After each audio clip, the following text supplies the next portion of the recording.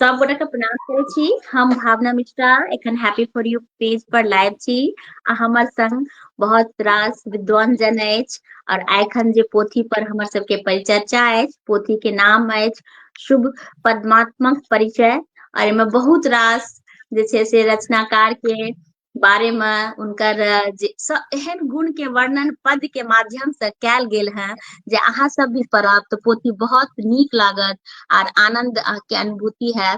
हम तो पढ़ के बहुत ही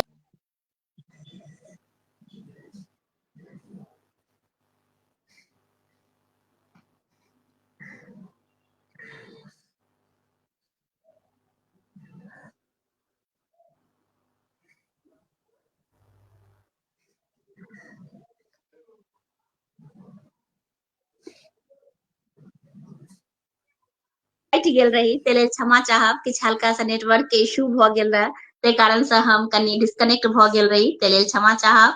तो सब गोटा कोनो के बात नहीं। बहुत स्वागत अछि और शुभ कुमार आदरणीय डॉक्टर शुभ कुमार वर्णवाल जी के ई पोथी अछि और बहुत ही नीक लागल है। तो सब गुणीजन के हम हैप्पी फॉर यू पर स्वागत करे छी, सब गोटा के प्रणाम करे छी, सब गोटा के प्रणाम। बहुत बहुत और सब गोटा से हम आग्रह करब कि जल्दी से जल्दी लाइव में जुड़ू और आनंद उठाबू। तो सबसे पहना आदरणीय डॉक्टर शुभ कुमार वर्णवाल जी के हम हैप्पी फॉर यू पर स्वागत करबेन और उनका जैसे से क्या बेर हैप्पी फॉर यू पर आब चुकला हाँ, काव्य धारा में भी और परिचर्चा सब में भी। तो बहुत ही हमरा नीक लागैया उनकर रचना सब और ई जे पोथी संजोग से एना भेल कि पोथी हमरा हाथ में एखन नए आबि चुकल है, रास्ते में या मोबाइले में पीडीएफ के माध्यम से ही ई पोथी पढ़लो हाँ। और अगर अहाँ के पास उपलब्ध हुआ शुभ कुमार वर्णवाल जी तो जरूर स्क्रीन पर हमरा सबके दिखा दी से आग्रह। हाँ, बहुत बढ़िया, बहुत बहुत बहुत बधाई। सुंदर और बहुत बहुत बधाई, बहुत रास शुभकामना।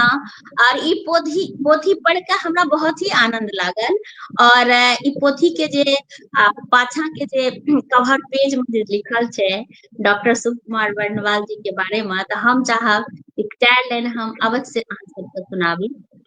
शुभ कुमार वर्णवाल हमर नाम, जन्म मिथिला प्रसिद्ध दीप गाम, मातृ स्वर्गीय मुनमुन देवी, लाल स्वर्गीय लखन दास सुनाम, जन्म दिन 5 नवंबर सन 57, बिहार प्रांत मधुबनी मिथिला, सुंदर नगर प्रोफेसर कॉलोनी, शुभ अंगना पावन विमला, कालिदास विद्यापति विज्ञान महाविद्यालय उच्चैठ बेनीपट्टी, प्राचार्य पद से अवकाश प्राप्त उच्चैठ वासनी माँ भगवती, एमए पीएचडी भूगोल, हिंदी पोथी, शुभ कल्प, शुभ ज्योति, शुभ सागर, बदलैत गाम, आर रूसल प्रकृति, मैथिली पोथी काव्य गागर, मैथिली रचनाकार मधुबनी जिला,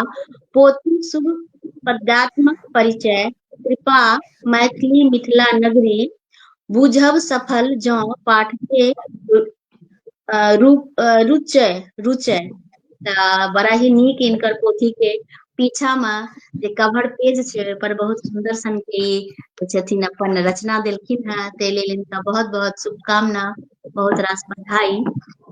अहाँ के चाहब कि अहाँ कनिटा ई पोथी के बारे में बताबियो कि अहाँ के मन में कतऽ से ई विचार आयल कि पोथी के जतेक भी अपन सबके रचनाकार छथिन ओकर पात्र के माध्यम से उनकर परिचय देल जाय और अहाँ ई पोथी के निर्माण करलिए, तो कनिटा एहि पर प्रकाश डालिए। बहुत नीक, बहुत सुंदर।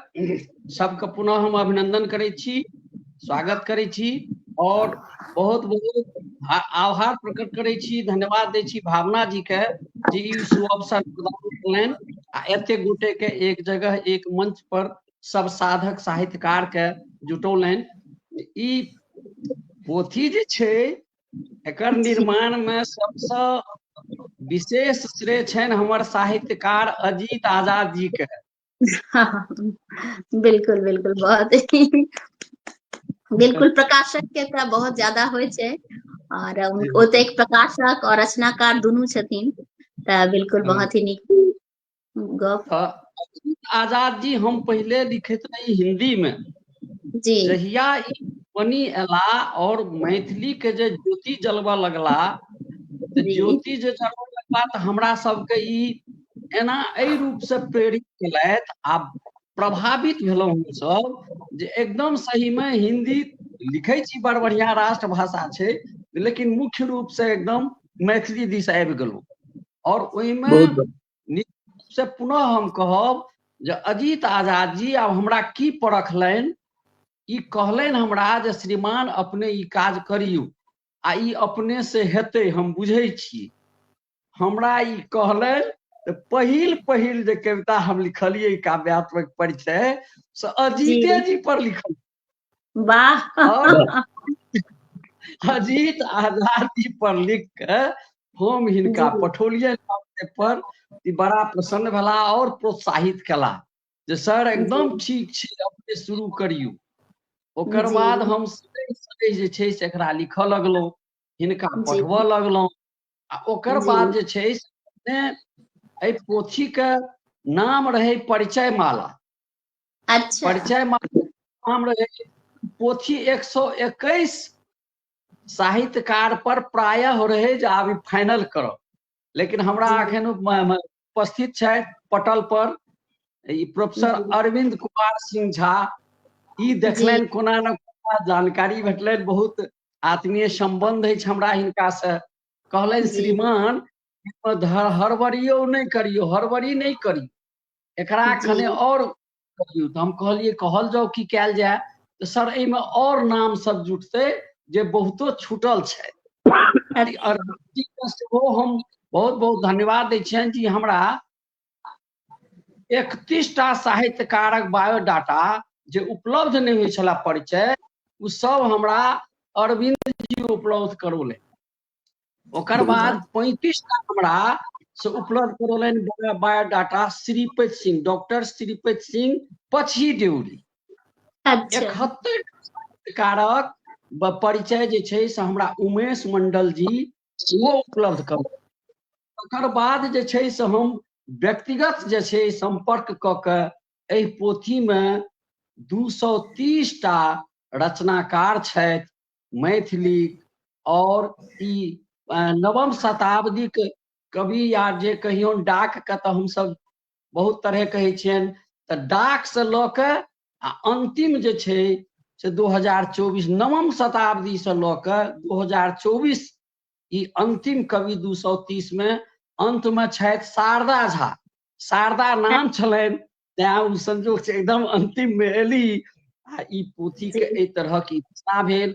आब तो हम शुरू लिखने छी पीठ पर पृष्ठ पर लास्ट में, ई पाठक के जखन रुचतनि तखने हम बुझब जे ई सफल भेल। या कथा माने ई पोथी के यात्रा छी।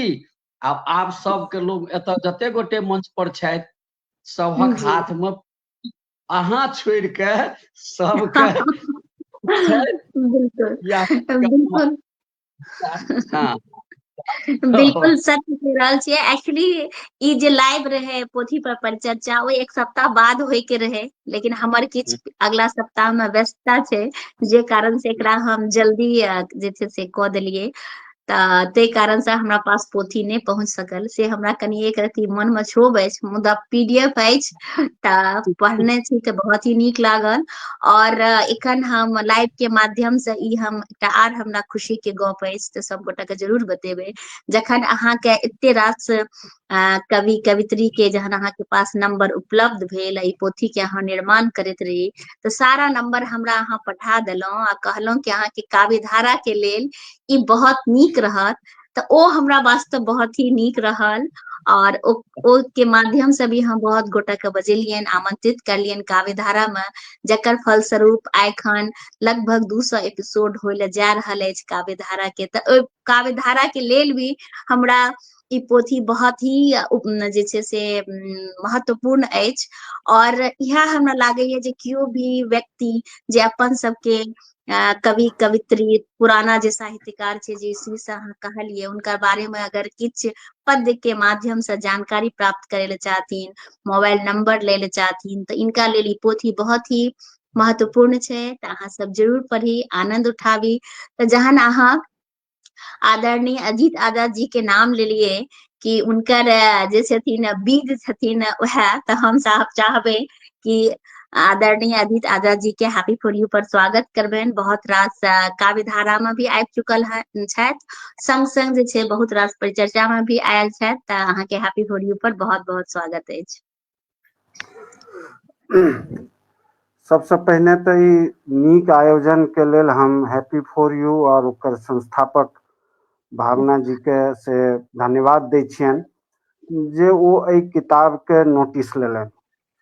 ई किताब अनेक अर्थ में से महत्वपूर्ण अछि, से मात्र परिचय के अर्थ में नहीं। एकर सबसे पैघ जे महत्व छै से हम सागर भैया एतऽ से हमर से भैयो छथि और मैथिली के वरिष्ठ लेखक छथि, तो से हुनका से जनतब देबऽ चाहै छियनि। और हमर प्रोफेसर भैयारी आदरणीय अरविंद सिंह झा जी और अमल भाई के सेहो जनतब देबऽ चाहै छियनि, और संग संग पाठक श्रोता लोकनि के सेहो, जे हम सब मैथिली में से एखन धरि से जाइ छी तऽ ज्योतिरीश्वर जी के वर्ण रत्नाकर लग जाइ छी। हाँ, जे हमरा सबके 1250 ईस्वी के बाद के ओ रचना छी, विद्यापति से पहिने।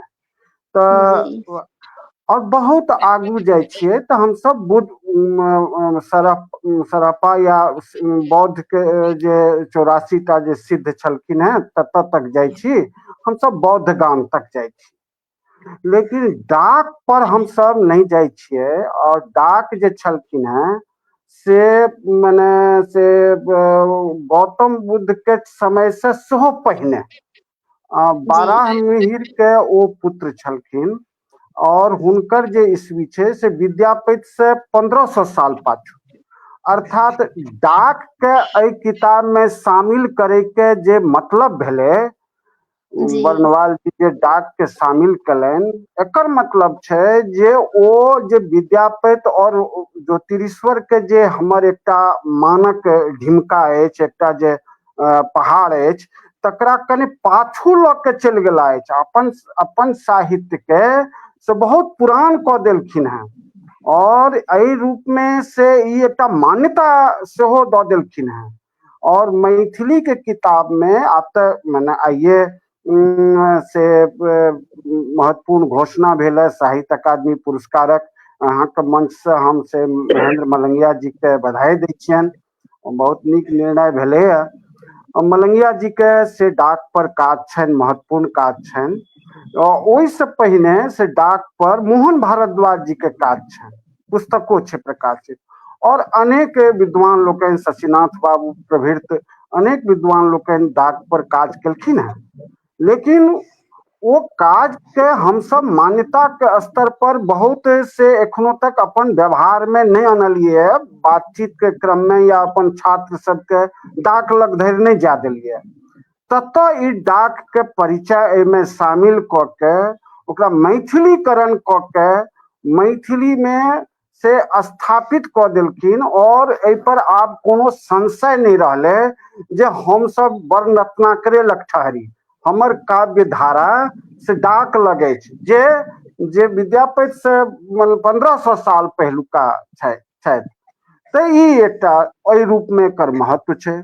दोसर महत्व की छै जे एखन दोसर संस्करण की तेसर संस्करण एले है परिचायिका के, डॉक्टर भीमनाथ झा जी के लिखल जे परिचायिका छले। ओ परिचायिका के बाद मैथिली में एकटा परिचायिका के जरूरत रहे, और वो जरूरत रहे अपडेट वर्जन। अपडेट वर्जन में ई रहे जे ओहू समय के किछ लोग छूटल छलखिन हैं, और बादक लोग तो ओहिमे छूटले छलखिन। तो ओहि के लेल से ई एकटा से मानक ग्रंथ भेले परिचायिका के अर्थ में। हालांकि हम ई मानै छी जे मैथिली के जे एखन जे स्थिति छै तै में ई संभव छै जे बहुतो लोग छूटल छथिन, बहुतो लोग एहिमे छूटल छथिन। तैं हम जहन ई किताब के लेल हमरा जखन एकटा आइडिया आयल, हम चाहैत रही जे वर्णवाल जी के सेहो कायांतरण होइन। कायांतरण एहि रूप में जे ई बहुत भद्र लोक, बहुत नीक लोक, हिनकर मने से दुश्मन नहीं, इनकर शत्रु नहीं, ई अजात शत्रु छथि, जेकर कोनो शत्रु नहीं हुए से अजात शत्रु। ई बहुत मीठा लोक और कने संकोची लोक सेहो, लेकिन ई लिखै छलाह साहित्यिक साधना स्थली में, मधुबनी में नियमित बैसार में, या मधुबनी में जे 5टा नियमित गोष्ठी होइ छै ताहिमे ई मने नियमतः सब में जाइ छलाह और अपन कविता जे छै से प्रस्तुत करै छलाह। आशु कवि ई छथि एक तरह से। अहाँ जे विषय देबनि ताहि पर तुरंत अहाँके 10-20 मिनट आधा घंटा में कविता तैयार कऽ देता, आ ओकरा कविते तैयार नहीं करता, ओकरा गायब के प्रस्तुत करता, यानी गए धर्मिता आनता। तो से हिनकर से छलनि हैं। लेकिन ई जे छला से कने से संकोची स्वभाव के, हमरा लागल कि जे हिनका यदि हम मैथिली के मुख्य धारा में केना आनी, ई मने ब्लॉक लेवल खला रहल छथि, डिस्ट्रिक्ट लेवल खला रहल छथि, लेकिन नेशनल लेवल केना खलेता। तो हमरा हिनका हम कहलियनि जे सर से अहाँ जे पद्यात्मक हमरा पर लिखलहुँ हैं और इससे हमरा तो नीक लागल, लेकिन हम चाहे छी जे एकरा 100 या 101 या 121 तक के अगर अहाँ कऽ देबै तो ई मैथिली के बहुत महान काज हेतै और अबै वाला लोक के लेल ई लैंप पोस्ट के काज करतै। ककरा के नोटिस लै छै, सब लेखक लक्ष्मण झा सागर लिखै छथि, भरि दिन लिखैत रहै छथि फेसबुक पर, किताब एते छनि, के पढ़ै छै, लेकिन एकटा हुनकर एकटा रचना के एकटा परिचय जे छै से आबे। आब अमल जी छथि, ओ बहुत पढ़ाकू लोक, लिखार सेहो, लेकिन हुनका हम सब केना नोटिस लेबै। मैथिली के सीमा छै, ओहि सीमा में नोटिस नहीं लेल जा सकै छै सभक। अरविंद सिंह झा जी के केना नोटिस लिए। तो सर ई काज करियो, आ एहि में जे हेतै यत्किंचित से हमर सहयोग रहतै। ई तैयार भेला, ई मने जतेक रचना ई लिखला हमरा व्हाट्सएप पर पठाबैत, ओहि में जे छै से कतौ कतौ जे रहे जे छोट भ गेलै तो हम कहलियनि जे कनी एकरा पैघ कयल जाय, एहिमे ई पॉइंट छूटल छै एकरा जोड़ल जाय। से सर ई करे तो मेहनत केला, बहुत मेहनत केला। 12-12 बजे रात के हिनकर पोस्ट आवे, ई लिख के तैयार करे तो हमरा पठावे। तो हम सोची जे देखियो, एक तो हम सब छी राकस जे भरि रात जागल रहे छी, एकटा इहो हिनका कोन रोग लागि गेलनि, केहन सुंदर लिखे पढ़े छला साँझ के, अभी 12 बजे 1 बजे रात तक लिखे छथि आ पठबै छथि। एवं प्रकारे एकर पहले नाम हम सोचलिए परिचय शतक, जे 100 आदमी के रहते। फिर कहलिए परिचय माला, जखने 100 से ज्यादा बढ़ले तो परिचय माला। अंत में कहलें जे सर आप लिखियो जत्ते लिख सके छिए, और ई प्रॉमिस करू जे एकर दोसर वर्जन आयत जेमे और जे छूटल लोक सब छथि या नया लोक सब जे एता तिनको परिचय एते, तेहन तरह की ग्रंथ एकटा तैयार करू। तो से तैयार भेले, तकर बाद मोट होइत गेले, पैसा कौड़ी तो लिखते छे छपे में, और ई रहे जे कि जे जते गोटे के लेलखिन हैं तकरा तो फिर से लेखकीय कॉपी देल जबाक चाही। तो 230 कॉपी अब लेखकीय बांटैत, तो तकर बाद रह के जेते, तो बेचारा के तो मान लिया जे से 1.25 लाख 1.5 लाख रुपया अहिना चल जेते। तहन कहलेन जे कि जे एकटा विनम्रता राखू, तो किनको नहीं दियौन, आग्रह करियौन, उनका छूट में कनी कम में उनका जिनका शामिलो केने छियन तिनका दियौन। तो एहि पर ई राजी भेला, और एखन तक हमरा बुझने से लगभग 100 कॉपी इनकर से बिकैयो गेलन हैं। अब अपडेट, लास्ट अपडेट नहीं है, लेकिन एते जे बीच बीच में अबै छला खबर के हिसाब से। तो ई किताब के ई रूपरेखा बनले, एना ई किताब एले। ई किताब मैथिली में से मने एक से एक काज भेल छै। तैं ई नहीं कहब जे मैथिली में यह सबसे पैघ काज कला कि हम ही सबसे पैघ काज केलहुँ, से नहीं। मैथिली वीर विहीन नहीं छै, मैथिली में भावना जी अहूँ बड काज करै छी, आ अमल भाई सेहो बहुत काज करै छथि, आ लक्ष्मण भैया सेहो बहुत काज करै छथि, और असंख्य लोक काज करै छै, तखन जाके आइ मैथिली के से कने स्थिति बनलैया।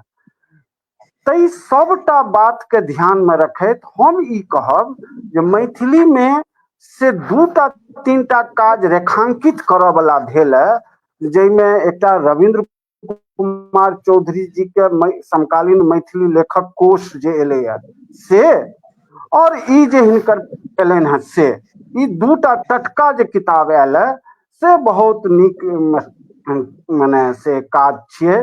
कारण ई दावा बहुत गोटे करे मने आरोप मैथिली पर लगबै छथिन जे मैथिली में से एखने भीम बाबू के पोस्ट आयल है, स्वागतम, कलम तोड़ देने छथिन। सर के प्रणाम करे छियन।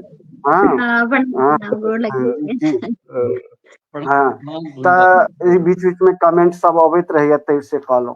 तऽ हम एखने सर के नामो लेलौं जे परिचायिका एकटा बहुत महत्वपूर्ण काज छै, और ओकर आगू के कड़ी जे छै से मने से शिव कुमार वर्णवाल जी जोड़लखिन हैं। आब एहिमे हम ई कह चाहे छी जे ई किताब जे छै से 2टा महत्वपूर्ण काज एहि संदर्भ में एले, एक बेर नाम जैमे भारत क्या कि विनीता ठाकुर दीदी लेट से जुड़लखिन हैं, पूछ रहल छथिन कोन किताब, एक बेर नाम पोथी के लऽ लियो। शुभ पद्यात्मक परिचय पद्य में छै, तै दुआरे पद्यात्मक परिचय, और ई शुभ काज भेलैया तऽ से तै दुआरे शुभ छै, हालांकि लेखक के नाम शुभ छनि, तऽ से एकटा बात छै। तऽ मैथिली पर जे आरोप लगैत रहलैया जे एकटा खास क्षेत्रक भाषा या एकटा खास वर्गक भाषा, तकरा ई विस्तार दै छै। मने मैथिली लेखक कोश और ई शुभ पद्यात्मक परिचय, एहि दुनू के सामने में राख लिया तो पता चला जब मैथिली में कतेक जाति के लोग, कतेक टाइटिल के लोग छथिन लेखक, मने सीमा विस्तार भ गेलैया। ओहिमे तऽ 450 से ज्यादा लेखक के परिचय छै रविंद्र चौधरी में, एहिमे 230 छै, ये परिचयात्मक छै, ई पद्यात्मक छै, कविता में छै। तऽ ई एकटा बात है। दोसर बात, साहित्यों के दृष्टिकोण से परिचय तऽ जे लिखलनि से लिखलनि, हिनकर क्षमता के और हिनकर भीतर के कवि के धन्यवाद दै छियनि जे सब पर कवि कविता केना फुरेलनि, सब पर कविता लिखब ई साधारण बात नहीं छै। हमहूँ सब कवि छी, एहिमे से लक्ष्मण भैया कवि छथि, भावना जी कवि छथि, एना संभव नहीं लगे छै जे अहाँ के कोनो चीज आयल ओकरा एकटा नीक कविता में प्रस्तुत कऽ देब। हमरा जे केओ नाम देत अथवा जे ककरो बायोडाटा देख के ओकरा पर कविता लिख देब, ई साधारण प्रतिभा नहीं छियै, और साधारण प्रतिभा छियै, और से वर्णवाल जी के ई प्रतिभा छनि। हम बहुत बहुत बधाई दै छियनि, आ हमरा ई छपै के अवसर ये हमरे देलनि, ताहि के लेल हम तऽ कृतज्ञ छी जे नवारंभ प्रकाशन से ई एलैया, ताहि के लेल हम हिनका से आभार व्यक्त करै छियनि जे हमरा पर ई भरोस देलनि और हमर बात ई मानलनि, और आइ ओकर से देख रहल छथिन जे चारू तरफ शिव कुमार वर्णवाल के चर्चा छनि, से हमहूँ हिनका से जे गछने रहियनि जे प्रसिद्धि हैत, चारू तरफ चर्चा हैत, तऽ से आइ भऽ रहल छनि। ओहिसँ पहिनेयो कए ठाम हिनकर से यशगान भऽ रहल छनि, और ई निर्दुष्ट भाव से केलनि हैं। हिनका लग जेना कनि काल के लेल जे हमरा लिखे के रहते तऽ हमरा होते जे हमरा अरविंद सिंह झा जी से कने से मतक के नहीं अछि, तऽ हम हिनका नहीं शामिल करब, अथवा हुनका से दोस्ती अछि तऽ हुनका पर दू पाँती कनि ज्यादा लिखब, ई नहीं केला है। से निर्दुष्ट भाव से एकदम सबहक लेल एक रंग भाव जे हिनका अपन दिमाग में अपन प्रज्ञा में एलनि तकरा से व्यक्त केला अछि। से ताहि दुआरे ई निश्चल काव्य संग्रह सेहो छी, परिचय संग्रह तऽ छियै, निश्चल काव्य संग्रह थी, और एहि के लेल हिनका पुनः पुनः बधाई। बहुत ही सुंदर कार्य। बहुत बहुत धन्यवाद। बहुत ही नीक और सही बात, अहाँ के एक बात से हम सहमत छी कि प्रत्येक व्यक्ति पर जे उनकर लोक का पद्य में लिखब ई बहुत कठिन काज छै, तऽ ई बहुत पैघ काज करला हँ। तऽ एहि लेल इनका सब गोटा बहुत बहुत धन्यवाद देतनि। आगू के में जे नया जनरेशन एतै तऽ ई पोथी उनका लेल सेहो बहुत ही जे छै से आनंद उठे रहते आ जानकारी बहुत तरह के जानकारी उनका प्राप्त हेतै पद्य के माध्यम से, ई बहुत ही नीक अछि। तऽ बहुत गोटा जुड़लखिन हँ, एखन नवोनाथ चाचा जी जुड़लखिन हँ और उनकर कनी नेटवर्क के इश्यू रहे छै। तऽ अजीत जी हम कनिटा अहाँके अथी पर से स्क्रीन से हटाब, के लेल क्षमा चाहब और नवोनाथ चाचा जी का स्क्रीन पर हम लेबै। तऽ बहुत बहुत धन्यवाद जे अहाँ कहलहुँ। आब हम नवोनाथ चाचा जी के स्क्रीन पर लऽ रहल छी। चाचा जी प्रणाम करै छी, आबि रहल छै आवाज? नवोनाथ चाचा जी प्रणाम करै छी, गोर लगै छी, बहुत देर से अहाँ रहियै, आवाज आबि रहल ये अपने के? नवोनाथ चाचा जी, नवोनाथ चाचा जी आवाज आबि रहल ये? लागैया हुनका किछु मोबाइल में हाँ पिछलो बेर किछु नेटवर्क के, एना तऽ नहि कि अहाँ माइक एलाउ नहीं करलिए हैं, कैमरा एलाउ कर दिलिए, माइक एलाउ नहीं अछि, कभी कभार इहो होइ छै। तऽ एक बेर अहाँ चेक कर ले। आवाज आबि रहल ये चाचा जी? चाचा जी आवाज आबि रहल ये? लागि रहल ये कि नहीं आबि रहल छै आवाज इनका। तऽ आब हम नवोनाथ चाचा जी आवाज आबि रहल ये? हाँ हाँ, कनी नेटवर्क के इशू लागि रहल छै। तऽ अब हम आदरणीय डॉक्टर अरविंद कुमार सिंह झा जी के हम स्वागत करबै, कियाकि वर्णवाल जी इनको नाम लेलखिन हैं कि बहुत लोग के नाम ई देलखिन। तऽ अहाँका स्वागत अछि हैप्पी फॉर यू में, और पहिल बेर अहाँ हमर सबके संग जुड़लहुँ हैं और बहुत बहुत अहाँके धन्यवाद। और मैथिली विभाग में अहाँ छी, प्रोफेसर छी, रामकृष्ण महाविद्यालय मधुबनी में अहाँ के प्रकाशित कृति अछि साहित्य श्री, समालोचना श्री और मास्टर संयुक्त संपादन 2022 में पोथी पढ़ पढ़ डॉक्टर योगाकर झा आलेख संचयन संपादन, और विभिन्न पत्र पत्रिका में अहाँ के ढेर रास रचना सब आयल हैं, ते लेल भी अहाँ के बहुत बहुत शुभकामना, बहुत बहुत धन्यवाद। अहाँ के गाम भेल चनौर, मनीगाछी, दरभंगा। तऽ बहुत बहुत अहाँ के हैप्पी फॉर यू पर स्वागत अछि। सबसे पहले तऽ धन्यवाद आ आभार happy YouTube for U channel के, जे हमरा एहि अवसर पर उपस्थित हेबाक लेल कहलहुँ।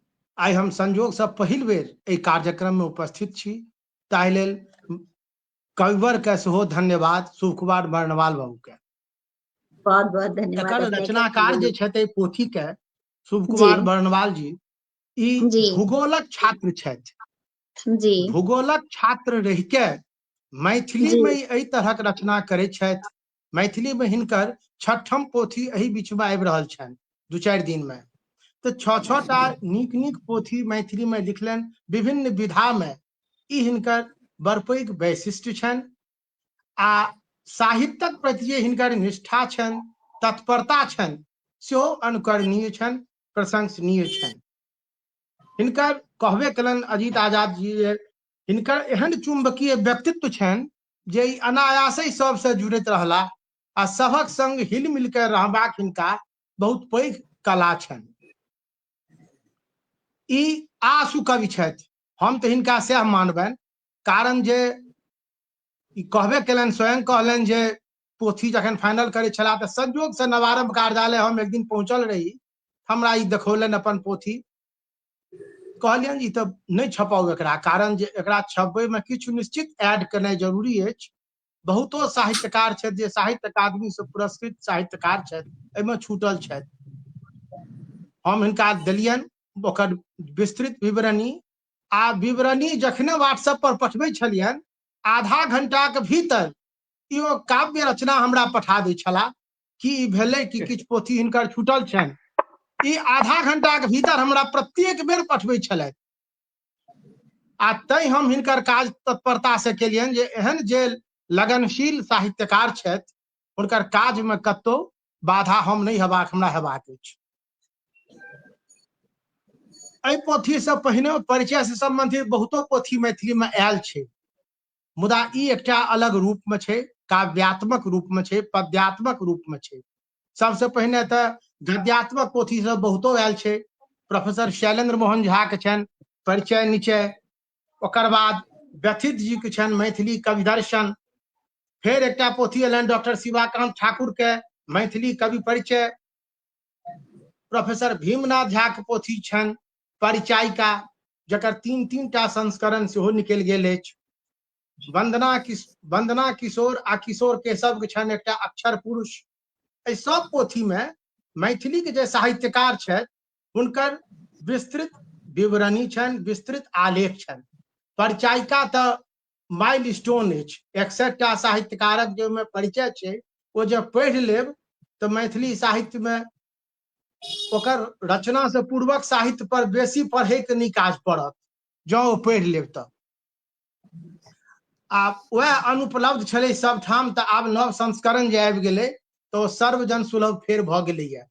बाद में रविंद्र चौधरी के एकटा बड़ पैघ अभिनव काज केलनि समकालीन मैथिली लेखक कोश। एहिमें 1000 मैथिली के जीवित साहित्यकार पर परिचय छनि। बिल्कुल अवश्य ई 23 ईस्वी में ई छपल छै।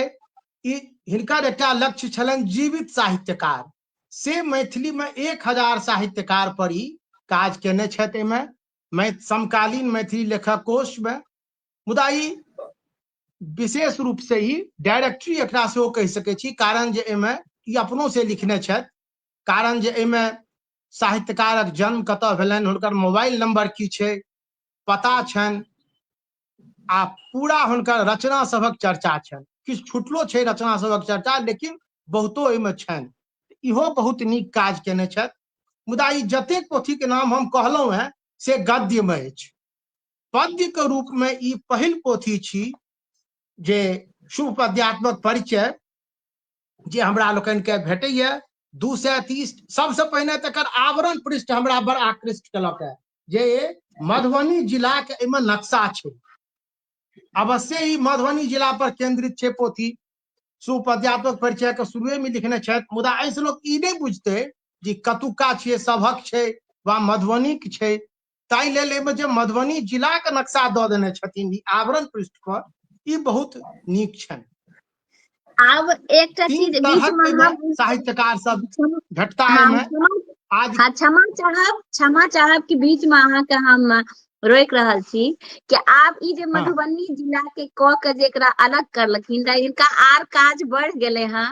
आब पूरा इनका सब पर फेर से लिखे पड़ते, इनकर आर हम सब जे छै बेसी काज इनका हाँ दऽ दै निश्चित रूप से, छियै निश्चित रूप से। और सब कवि पर कवित्री पर लिखथिन और हम सब आनंदित है और पढ़ कर प्रसन्नता है। जी बिल्कुल क्षमा चाह बीच में टोकलो। नहीं नहीं जी ठीक है, ठीक है।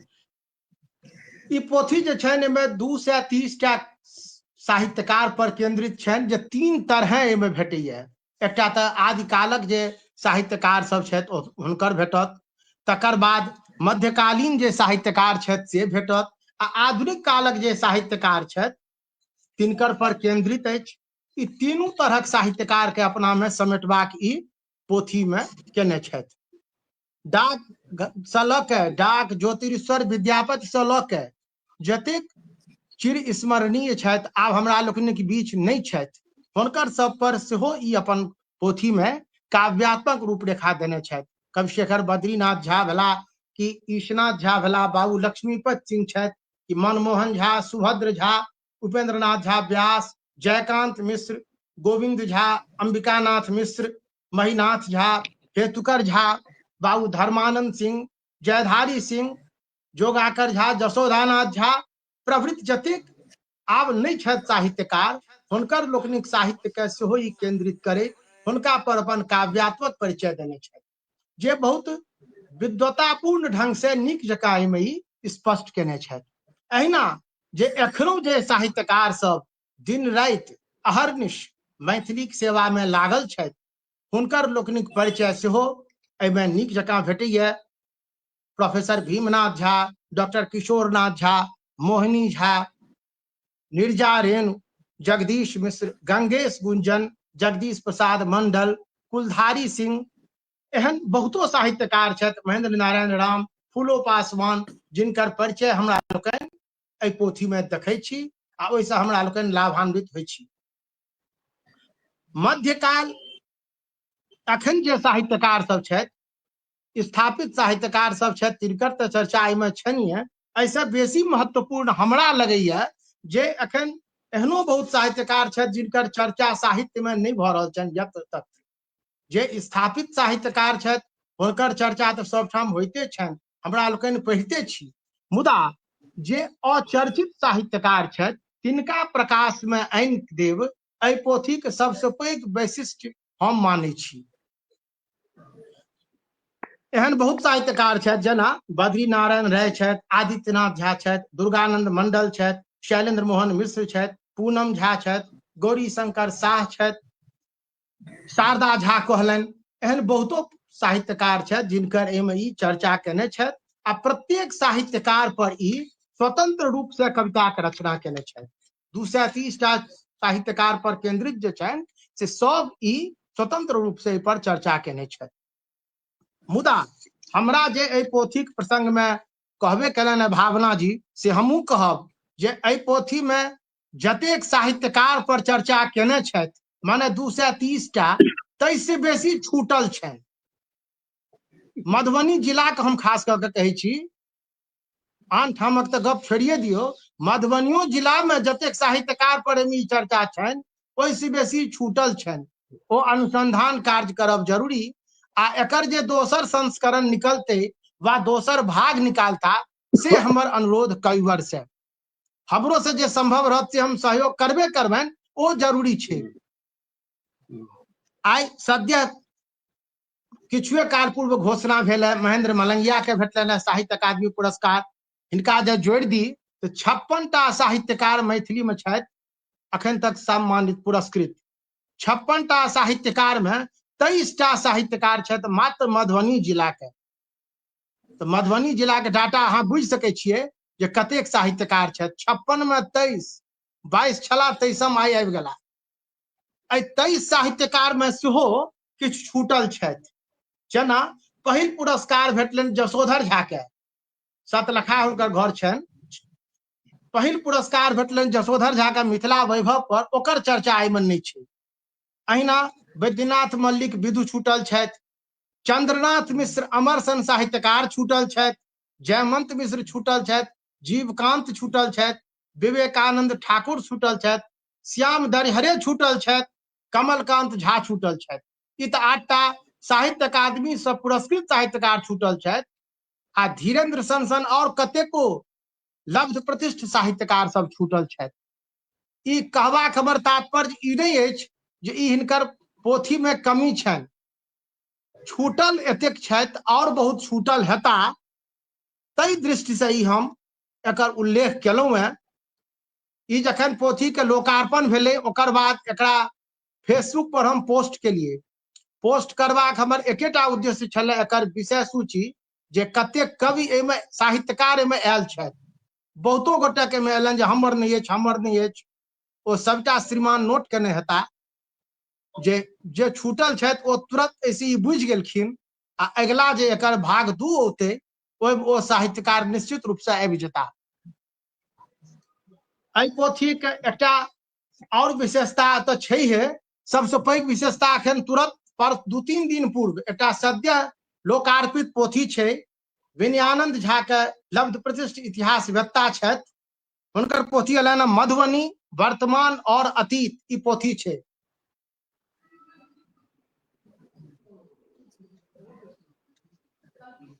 ई चूंकि मधुबनीये पर केंद्रित पोथी छै, से उपद्यात्मक परिचय आ इहो एलैया मधुबनीये केंद्रित। एहिमे ई स्पष्ट लिखने छथिन विनयानंद बाबू जे एहि पोथी के लिखबा में एहिमे मधुबनी के मैथिली साहित्य पर सेहो छनि। एहिमे एहि पोथी के लिखबा में हमरा शुभ पद्यात्मक परिचय से बहुत बेसी लाभ भेटल। एहि किताब में जतेक साहित्यकार छथि तिनकर कुल ई अनुकरण केने छथि एहि पोथी में से ही लिखने छथिन। इहो स्पष्ट करैया जे एहि पोथी के कते महत्व छै। ई अलग गप छै जे एहिमे ई 260 टा साहित्यकार के नाम लेने छथि मधुबनी जिला में। इहो लिखने छथि जे और बहुत छथि बुधा ओहि 260 में ई 230 छनिए। एहि पोथी में ई बहुत दीर्घाकार पोथी छै। नवारंभे से ओ छपल छै। 3-4 दिन पहिने एकर लोकार्पण भेलैया।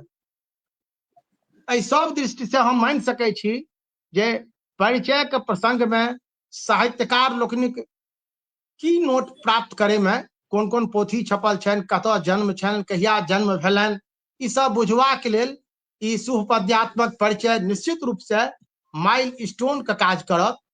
आ ई पोथी जहिना आई परिचायिका सब दिन ले यशस्वी रहते, सब दिन एकर ओहिना महत्व होइत रहते, तहिना ई पोथी निश्चित रूप से यावत चंद्र दिवाकरो अमर रहत, चर्चित रहत। 78 ईस्वी में छपल एकर पहिल प्रकाशन भेल छलै 1978 ईस्वी में परिचायिका के। आइयो ओकर खगता लोक के ओतबे छै जते कहियो 20 साल पहिनो छलै या 20 साल के बादो रहते। कारण जे परिचायिका सनक पोथी भेटनाइ किछु कठिन साधना छै साहित्यकार के केनाइ।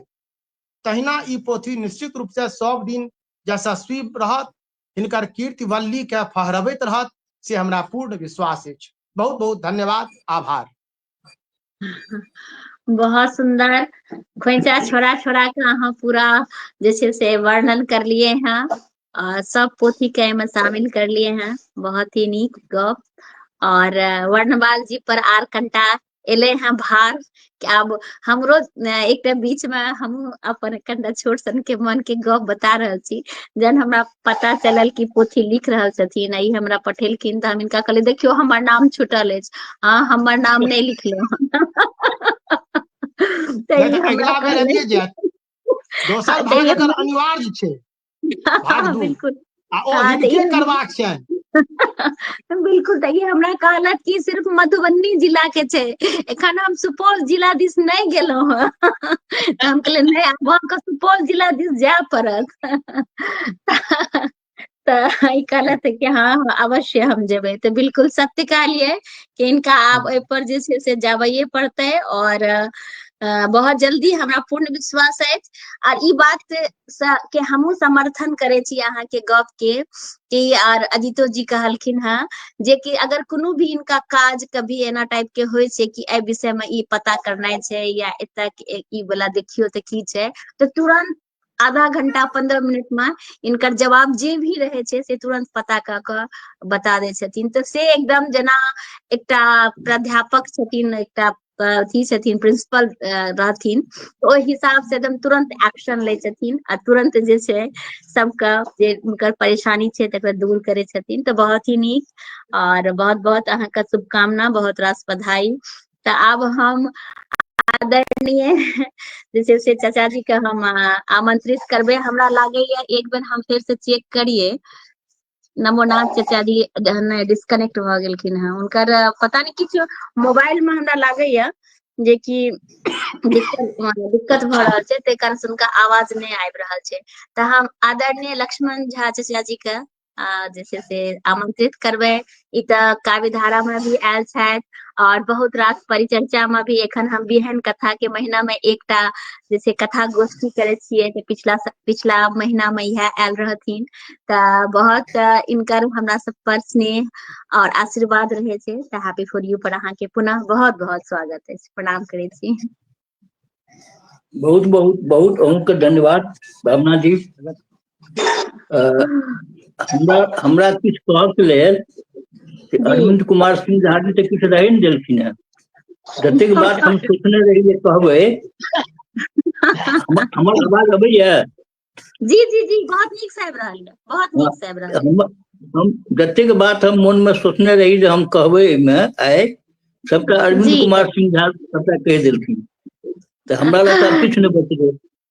ओकर बाद अजीत आजाद जी छै। भैया इनकर ही पुरान आदत छै, अरविंद सिंह झा जी के पुरान आदत छै, वो जे वक्ता सोचने रहे छथिन तिनकर सबटा बात ई पहिने से बुझ के सबटा कह दै छथिन। नहीं हम जी आई कहलहुं है से कह चुकल छलियन सुकुमार बनवाल बाबू के ई सब छूटल छै से एतो फेर कहा गेल, कहे ला सोचने नहीं छलो, कहा गेल अहिना होइ छै। तऽ हमरा कही मतलब हमरा तो सेहो किछु कहबे लेल बचबे नहीं केले, आब हम की कहबै। तऽ तथापि में जहन आयल छियै तऽ लोग जी, हंसत जी। हमरा पर जे किछु नहि कहलखिन, तें किछु हमहूँ कहै छी जे स्वागत एहि स्वागत पोथी के निर्माण कोना भेलै, पोथी के जी संरचना कोना भेलै, ई सबटा बात तऽ अजीत आजाद जी और अहाँ बड़ा बढ़िया व्याख्या पूरा कहि देलियै। हम जी। अबै छी पोथी के उपादेयता पर में। आखिर वाह, ई पोथी क्या, एकर बिल्कुल की उपादेयता छै, समकालीन समाज में ई पोथी नहीं अयला से की घाटा होते से हम जी कह जी चाहब। जे बिल्कुल स्वागत। डॉक्टर भीमनाथ झा विभिन्न पत्रिका के माध्यम से एक बेर वो शुरू करने छलखिन हैं जे नभ में चमकैत चान कए के, तैमें मधुबनी जिला के सेहो लिखलखिन, दरभंगा जिला के सेहो लिखलखिन, प्राय सबके लिखलखिन, ओहो में किछु किछु नाम छूटल रहे।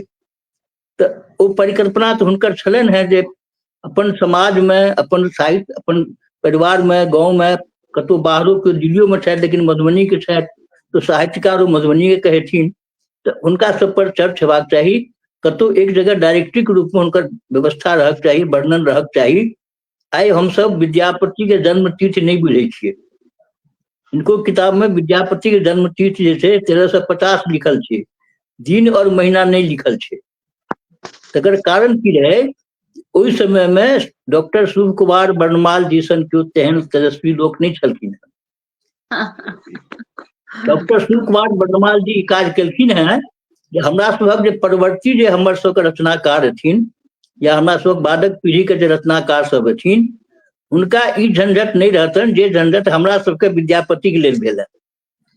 इस प्रत्येक साहित्यकार के नाम, जन्म, सबटा जे जन्म, जिनकर जन्म छनि आ जे एखन जीवित छथि तऽ निश्चित रूप से हुनकर जन्मता छनि, और जे आदिकाल जे आदि साहित्यकार सब छलखिन आदिकालक, तिनका सबक निश्चित रूप से निधन के दिन सेहो देने छथिन। ई एकटा हमरा सबके लेल डायरेक्टरी के काज करत, जे अखने जेना कहलखिन अरविंद बाबू जे विनयानंद झा के किताब एलनि हैं मैथिली वाला, मधुबनी अतीत और वर्तमान, तो ओहिमे एक किताबक देखियो रेफरेंस बुक में काज एलनि हैं। शोधार्थी सबके लेल बहुत उपयोगी हिनकर पोथी भेलनि, निर्माण भेलनि हैं। और ई पोथी देखला से ई लगे छै जे ई व्यक्ति जे छथि से हम कहबनि, अहाँ सब कहलियनि आंसू कवि और जे कहलियनि, लेकिन हमरा तो सद्य लागि रहल छथि ई मधुप जी के अवतार छथिन।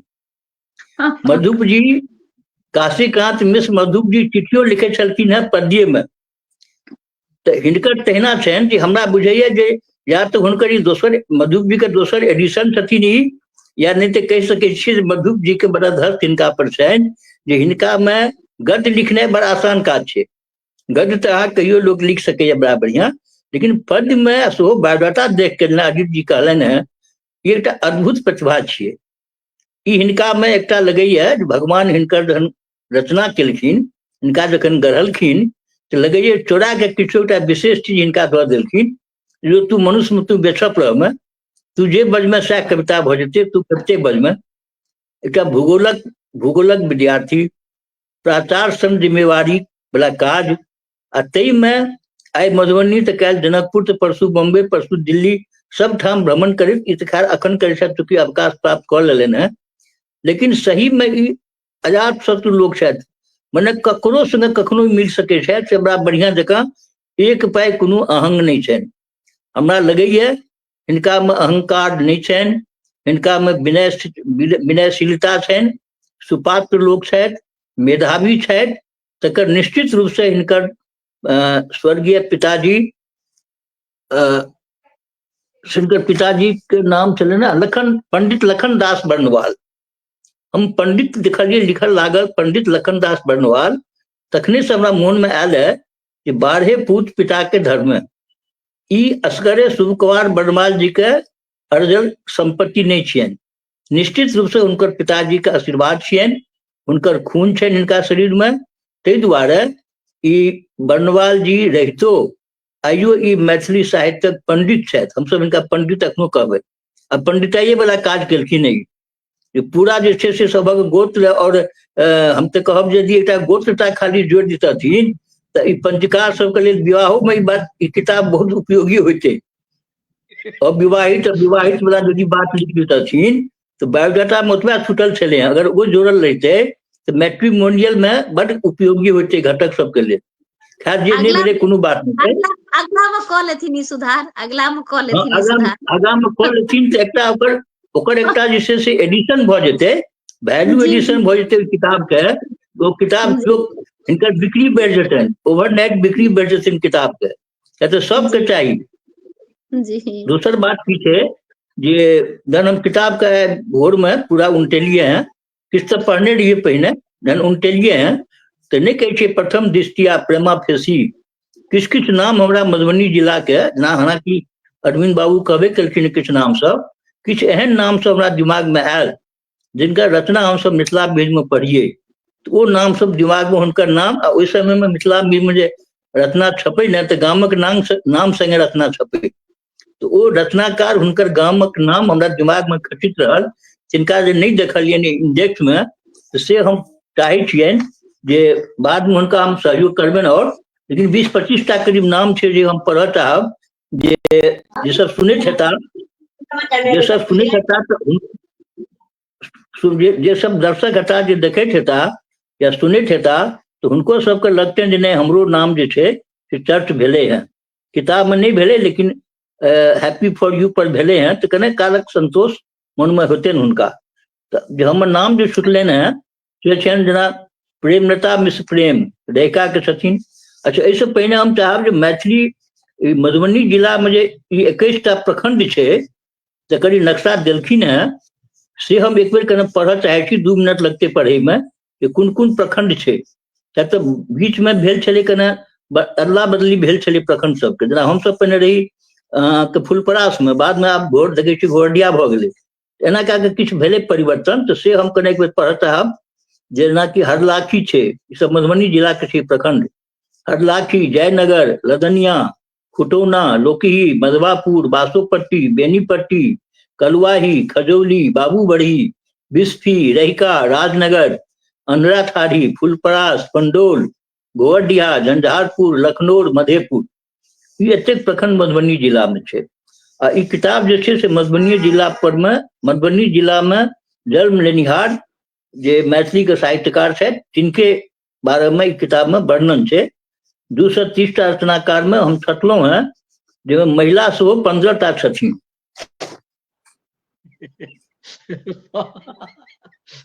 230 में 115 छथिन पुरुष वर्ग आ 15टा छथिन महिला। तऽ ई कोनो गलत या खराब कहि सकै छियै, डाटा नहीं भेलै, बढ़िया डाटा भेलै। और जे छूटल छनि हिनकर ताहिमे हम नाम पढ़ै छी, प्रेमलता मिश्र प्रेम रहिका, जीवछ झा ज्ञानचंद गोवरडिया, सारंग कुमार पची मधेपुर, रमेश मेहठ झंझारपुर, गोपालजी झा गोपेश मेहठ झंझारपुर, प्रभावती झा मेहठ झंझारपुर, आनंद कुमार झा मेहठ झंझारपुर, कृष्णनाथ झा नरुआर झंझारपुर, अनमोल नरुआर झंझारपुर, मिथिलेश कुमार झा जगैत बेनीपट्टी, कामेश्वर झा कमल दीप झंझारपुर, ई हिनकर गामेक लोक छथिन, कामेश्वर झा कमल।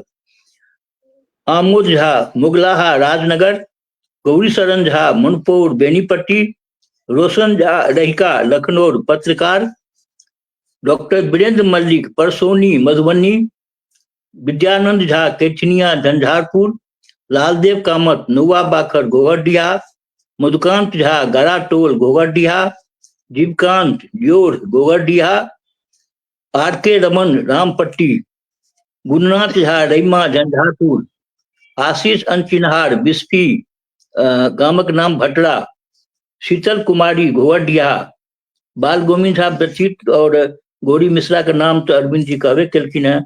और चंद्रनाथ मिश्र अमर, रमानाथ मिश्र मिहिर, ई सब किछु नाम जे छूटल छै से हमरा कहब जे ई बर्णवाल जी के एहिमे कोनो गलती नहीं छै, वो गलती हमरा सबक छै। जहन हम सब बुझलिए जे ई किताब एहि तरह के हिनकर भऽ रहल छनि, तो जेना कि अरविंद जी या श्रीपति सिंह सब देलखिन लिस्ट बना, ओहि समय में हमरो सबके चाही छल जे ई नाम सब तो ओहि समय में मोन रहे, तो कम से कम नाम हिनका पठा देतियनि ओहि समय में, तो हिनका सुविधा होतनि। तऽ ई गलती को हम अपना ऊपर लै छी। हम जतेक नाम पढ़लहुँ से नाम जाहिमे नहीं जुड़ल छै ओकर पूरा अपराधी हम छी, ओकर पूरा दोष हम अपना पर लै छी। एहिमे शिव कुमार बर्णवाल जी कतहु से कोनो तरह दोषी नहीं छै। और दोसर जहन संस्करण हेतै तऽ एहिमे हम गछै छियनि जे अखन तऽ खाली नाम पढ़लहुँ, हिनकर बायोडाटा से ऊपर कए कऽ अपने के हम भेजवा देब। तऽ ई बड़ा सुंदर, बहुत महत्वपूर्ण काज अहाँ केलहुँ हैं। दू तरह काज होइ छै, एकटा होइ छै साधारण काज, एकटा होइ छै असाधारण काज। किताब लिख लै छी बड़ बढ़िया, एकटा साधारण काज भेलै। ई अहाँके रिमार्केबल उल्लेखनीय काज भेलै जे मात्र किताब नहीं छी, एकरा हम कहि सकै छी जे आधुनिक मिथिला के जे मधुबनी जिला तकर एकटा ई कहि सकै छियै जे डिक्शनरी छी, या कहि सकै छियै डायरेक्टरी छी, या कहि सकै छियै जे आबऽ वाला पीढ़ी के लेल ई आदि ग्रंथ हैत। एहि तरह किताब सब घर में जयबाक चाही। 500 टका दाम कोनो बहुत बेसी नहीं रखने छियै। हमरा बुझने मिथिला के या संपूर्ण भारत वर्षक जेठाम मैथिल छथि, मिथिला से बाहरो बहुत मैथिल छथि, हर संग्रहालय में, हर लाइब्रेरी में, हर स्कूल यूनिवर्सिटी के लाइब्रेरी में एहि पोथी के प्रयोजन छै, खगता छै ओहिठाम पहुँचबाक लेल, प्रसार करबाक लेल। और एहि काजक जतेक प्रशंसा कयल जाय बहुत कम हैत। हम पहिने कहलहुँ जे हमरा बजबाक लेल किछु छुटबे नहीं कयल, सबटा बात बड़ा बढ़िया जकाँ अजीत जी, अरविंद जी ततेक बढ़िया जकाँ कहलखिन हैं जे ओहिसँ हमरो सबके किछु सीखै के मौका भेटल, ज्ञान भेटल। और अंत में भावना जी अहाँके बहुत बधाई देब जे अहाँ बहुत मतलब बहुत आँखिगर पैनगर महिला छी, या हमरा सबक बेटी छी, आँखिगर पैनगर। मतलब हरदम अहाँके देख जे है से चारू बगल चौकन्ना भेल रहैया जे कतऽ कोनो बात हेतै तकरा हम चर्चा बनाबी। तऽ एहि पोथी के अहाँ अपन चर्चा बनेलहुँ, सब्जेक्ट बनेलहुँ, एतेक लोक के बजा कऽ ओहि पर समीक्षा करबा रहल छी, डिबेट करा रहल छी, ई अपना आप में एकर श्रेय अहीं के जाइए। और साधारण काज अहूँ निकाल रहल छी। और निश्चित रूप से बर्णवाल जी के भगवान कहियौन भगवती हिनका शक्ति देथिन, जगदम्बा हिनका ताकत देथिन, धैर्य देथिन। अखन मधुबनी भेले हैं, मिथिला के संपूर्ण जिला के एना डायरेक्टरी बनेता तऽ हमरा सभक जे छै से एहि युग में जीवाक लेल ई युग पुरुष बन के ठाढ़ हेता। इनका हम सब युग पुरुष के रूप में इनका मानब। और यह कह के हम बहुत बहुत शुभकामना, बधाई, आशीर्वाद जे कहियो अहाँके दै छी। भगवान अहिना अहाँके नव नव सृजन करबाक, अहिना नव नव ऊर्जा भेटैत रहे, और अहाँ अहिना आगू बढ़ैत रहू। और भगवती से यह कामना करबनि जे अहाँ भने हिंदी के छोड़लहुँ, अजीत जी के ओहि वास्ते आभारी छियनि जे अहाँके मैथिली में अनलथि। अहाँ मैथिली में नहीं अबितहुँ। बहुत ही सुंदर कहलिए। और अहाँ जब मैथिली में नहीं अबितहुँ, ई शिव पद्यात्मक परिचय के दोसर लिखतै। ई कठिन काज छै, ई साधारण काज नहीं छै। ताहि दुआरे से कही मतलब छै जे सुखायल में गहूम छीटब बड़ा, सुखायल खेत में गहूम छीटब बड़ा आसान काज छै, क्यों कर लेते। लेकिन कदवा में धान रोपब बड़ कठिन काज होइ छै। तऽ अहाँ मिथिला के माटि पर कदवा में धान रोपलहुँ हैं, जकर फसल, जकर जराइ हमरा सबके लेल सूप में, बखारी में, स्टील बड़ा टिन्हा के कहै छियै बक्सा में रखे जोकर ई सनेश छी। फिर एक बेर अहाँके बहुत बहुत शुभकामना। और भावना जी अहाँके बहुत बहुत आभार, बहुत बहुत धन्यवाद। और जतेक लोग छथिन तिनका सबके सुनब तऽ हमरा सबके, हमरो सबके किछु ज्ञान वृद्धि हैत। भऽ गेलै हमरा एतबा कहबाक। बहुत ही सुंदर चाचा जी अहाँ कहलिए। और अहाँ के एकटा गप हमरा हृदय के बहुत ही स्पर्श करलक कि जेना कि अहाँ भी देखैत हेबै बहुत सारा गांव में जहन हम सब जाइत रहिए तऽ परिवार में जहन छोट बच्चा कोनो गलती कऽ ले तऽ दादी नानी वो बच्चा के कहथिन कि जे तू जे ई गलती करला है ना तो तू कोनो बात नहीं छो, घबरा जाए जे गार्जियन रहे जे ओ पप्पा डांटे बाबा डांटे तो उनका दादी नानी कहथिन कि कह देबे हमरा बुते भेले हैं, तू चिंता नहीं कर, तो ठीक छै आगा कर। तेनाहिए जेना अहाँ बर्नवाल जी के कहलिए कि जे भी ओ करलखिन है और सारा गलती हम अपना ऊपर ले लिए, अपन जवाबदेही ले लिए, ई बहुत पैघ गप होय छै। जहन गार्जियन कोनो भी अगर खराब काम होय छै ओकर जवाबदेही अपना ऊपर ल ले छै त बच्चा के आर फ्री से नीक काज करे के मौका भेटे छै आर ओ मोन लगा के, क्योंकि उनकर गलती एकटा भ गेल रहे छै जे एमे किछु त्रुटि रह गेलै त ओ आर जी जान लगा दे छथिन जे अगला बेर हमर आर एतेक नीक हुआ जे अहाँ के गर्व हुआ कि ओ जे हम सपोर्ट कर लिए, ओ जे हम अपना पर दोष ले लिए त अहाँ के गर्व के महसूस हुआ। त ई चीज के अपन सबके मिथिला में एखन अभाव छै और ई चीज अगर होमे लागते, प्रत्येक व्यक्ति अगर ई सोचे लागथिन त हमरा लागे है कि वाद विवाद कम हेते और नीक काज अपन सबके मिथिला के उत्थान ज्यादा हेते। त हम सब गोटा से इहा आग्रह करबे कि जरूर अहाँ सब से चाचा जी जे कहलखिन है ओकरा समझ के ओ गप पर कनी ध्यान दिए, ओपर कनी अपना आप के अमल करे के प्रयास करिए। तो बहुत ही सुंदर और बहुत ही चीज अहाँ खोइचा छोड़ा के कहलिए और बहुत ही नीक लागले। और आदरणीय चंदना दीदी भी जुड़ गेली है, स्कूल से एली रहा, हमरा कहने रहे कि हम विलम्ब से जुड़ब, बहुत देर से हम इनका स्टूडियो में राखलिए तो क्षमा चाहब दीदी। अहाँ के हैप्पी फॉर यू पर बहुत बहुत स्वागत है। और अमल कुमार झा जी सेहो जुड़ल छथि, पाही टोल मधुबनी के छथि और स्वतंत्र शोधार्थी छथि, तो शोध करैत रहे छथि। तो अहाँ के हैप्पी फॉर यू पर बहुत बहुत स्वागत है और प्रथम बेर अहाँ हैप्पी फॉर यू पर एलो हैं तो और भी अहाँ के स्वागत है। तो कनिटा अहाँ जे शोध करे छिए तो अहाँ अपन विचार व्यक्त करियो कि पोथी के विषय में अहाँ एक अपन विचार व्यक्त करियो। सबसे पहले आभार हैप्पी फॉर यू के जे हमरा ई अवसर दिलन और हमरा लगे है जे हमर बुढ़ा अजीत आजाद और शिव कुमार बर्दवाल जी के ई विशेष कृपा छन जे हमरा ई अवसर दिलन। सामान्यतः हम एहि कनिके कात रहे छी, पढ़े वाला लोग छी, पाठक छी। एहि किताब में बहुत चीज के चर्चा भेले, बहुत रास पोथी के चर्चा भेले, एकटा पोथी के चर्चा नहीं भेले, परिचय प्रसून। परिचय प्रसून डॉक्टर धीरेन्द्र नाथ मिश्र के छन, एकरो शिव कुमार बर्दवाल जी के देखबाक चाहिए। और एहन अनेक पोथी हमर पुस्तकालय में है जैमे संपूर्ण मिथिला के जे विद्वान भेला जिनकर रचना प्रकाशित है ओकर विवरण उपलब्ध है। हाल में काशीनाथ जी या सत्येंद्र कुमार झा हिनकर सब संस्कृत साहित्य विद्वान क परिचय प्रकाशित भेल, लेकिन कोई संस्कृत के विद्वान के मैथिलियो रचना सब है। तो ई जे 230 जे छै से पता नहीं 1000 के ऊपर चल जेते जखन ओ सबटा के संग्रहित कैल जेते। सब एकटा तो से गप, कारण जे हमरा लोकन पोथी पढ़े छी तो पोथी में बहुत चीज जे छै से मिझरायल रहे छै, ओकरा अलग क के जिला के हिसाब से प्रस्तुत करब कनिके कठिन काज छै, जकरा ई कैलन है तैले साधुवाद। और सबसे नीक जे हमरा लागल ई जिनकर परिचय एहिमे प्रकाशित कैलन है हुनकर परिचय पहिने हुनका से मांगि के ओहि पर एकटा पद के रचना क के हुनका पठबै छलखिन आ हुनका पूछै छलखिन जे एहिमे किछु छूटल तऽ नहीं छै।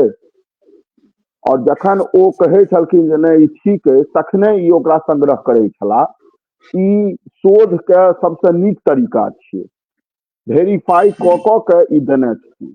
तथापि एहिमे बहुत चीज छूटि गेल छै और बहुत रास मिथक के जे छै ई एहिमे लऽ लेलथि। जेना एकटा मिथक संपूर्ण मिथिला में पसरल छै जे महामोपाध्याय डॉक्टर सर गंगानाथ झा कुलपति के प्रभार अपन बालक अमरनाथ झा के देलखिन। ई एकदम साफ झूठ छियै, एकरा सुधार क लेल जाय। जे हृदय नारायण गुंटू जे छै 3 वर्ष महामोपाध्याय डॉक्टर सर गंगानाथ झा के बाद जे छै से वाइस चांसलर छला और ओकर बाद वो 32 में जे छै अवकाश लेलक और ई 35 में भेल छला।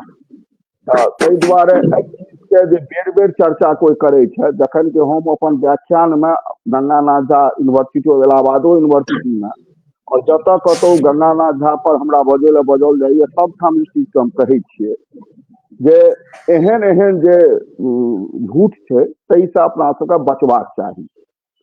कारण जे गुणगान करब नीक बात छै, लेकिन सच रहै तऽ ओ बेसी नीक छै। तहिना पोथी के जखन वर्णन होइ छै ककरो प्रकाशित कृति के, तऽ बिना आंखि से देखने, जेना अहाँ बहुत चीज के वेरीफाई केलिए, तेना एहिमे बहुत चीज छूटि गेल छै। चूँकि बहुत रास नीक गप बाजल जा चुकल छै, अहाँके प्रशंसा भऽ चुकल अछि, ताहि दुआरे आब कनिके दोषो के वर्णन भऽ जाइ छै तऽ एहि पोथी के संपूर्ण समीक्षा होइतै, तैं हम ई चीज कहि रहल छी। और एकरा अन्यथा बिल्कुल नहीं लेल बिल्कुल जा, एकरा हाँ बिल्कुल कहियो कि नया एते पोथी तो ओहिमे ओ सुधार भऽ जेतै और इनका लेल हाँ और आसान भऽ जेतै। एखन जे पोथी के विषय में अहाँ कहलिए कि ई पोथी भी उनका पढ़बाक चाही, तऽ आगू जे ई अपन जे छै नया संस्करण जहन निकालथिन तऽ ओहो पोथी, जे सब पोथी इनका बुते छूटि गेल छै पढ़ब, ओकरा पढ़ि कऽ आ सबके सम्मिलित करतै। तऽ अवश्य जहन कोनो भी चीज पर परिचर्चा होइ छै तऽ त्रुटि पर जहन परिचर्चा हेतै तखने और आर नीक भऽ सकैया, ओहिमे सुधार के गुंजाइश भऽ सकैया। तऽ बिल्कुल अहाँ अवश्य कहियौ। हमरा ई हमर अजीत भाई एकर गवाह छथि, या अरविंद कुमार सिंघा सेहो गवाह छथि, जे झंझारपुर में मलयनाथ मित्र मंडन से साहित्याङ्गन कऽ के एकटा आयोजन करै छलाह। ओहिमे जतेक अक्षर पुरुष छथि मिथिला के, तिनका श्रद्धांजलि देल जाइ छलनि, हुनकर कृति के चर्चा होइ छलनि। संयोग से ओहिमे हमहूँ जुड़ल छलहुँ, तऽ ओहि बहाने हम बहुत गोटे के जे छै से जानकारी प्राप्त केलहुँ। ओहिमे परमादरणीय अरविंद कुमार सिंह झा के बहुत रास कृपा रहलनि, ओ बहुत रास जानकारी हमरा देलनि। अजीत भाई के बहुत गोटे के कृपा छनि, और अजीत भाई तो सतत हमरा किताब दैत रहे छै, जे किताब में हमरा बहुत रास जानकारी भेटैत रहे। तऽ ओहू समय में ई दिक्कत रहे जे बहुत गोटे चर्चित छलाह, हुनकर किताब प्रकाशित छलनि, लेकिन हुनका पर बजनिहार नहीं छलै। जेना एकटा उदाहरण कहै छी जे विद्या अलंकार जी पर जे छै, नरेंद्र नाथ दास विद्या अलंकार जी के जखन कि विद्यापति काव्यालोक सन किताब प्रकाशित छलनि, हुनका पर बजनिहार साहित्याङ्गन लग में कोई नहीं छलनि। हमरा कहल गेल, हम जे छै से विद्यापति काव्यालोक पढ़लहुँ आ तकर बाद ओहि पर बजलहुँ। तहिना भवनाथ झा दीपक पर जे छै से बजनिहार कोई नहीं छलै। तऽ एहन बहुत रास नाम छै, सब मधुबनीये जिला के छिया, कोई बाहर के नहीं छिया। और आब मान लिअ परिसीमन में कोई एम्हर से उम्हर मधुबनी से दरभंगा भऽ गेलै है, ई अलग गप छै। लेकिन प्राचीन जे मधुबनी छलै, ओहि मधुबनी में सब छला।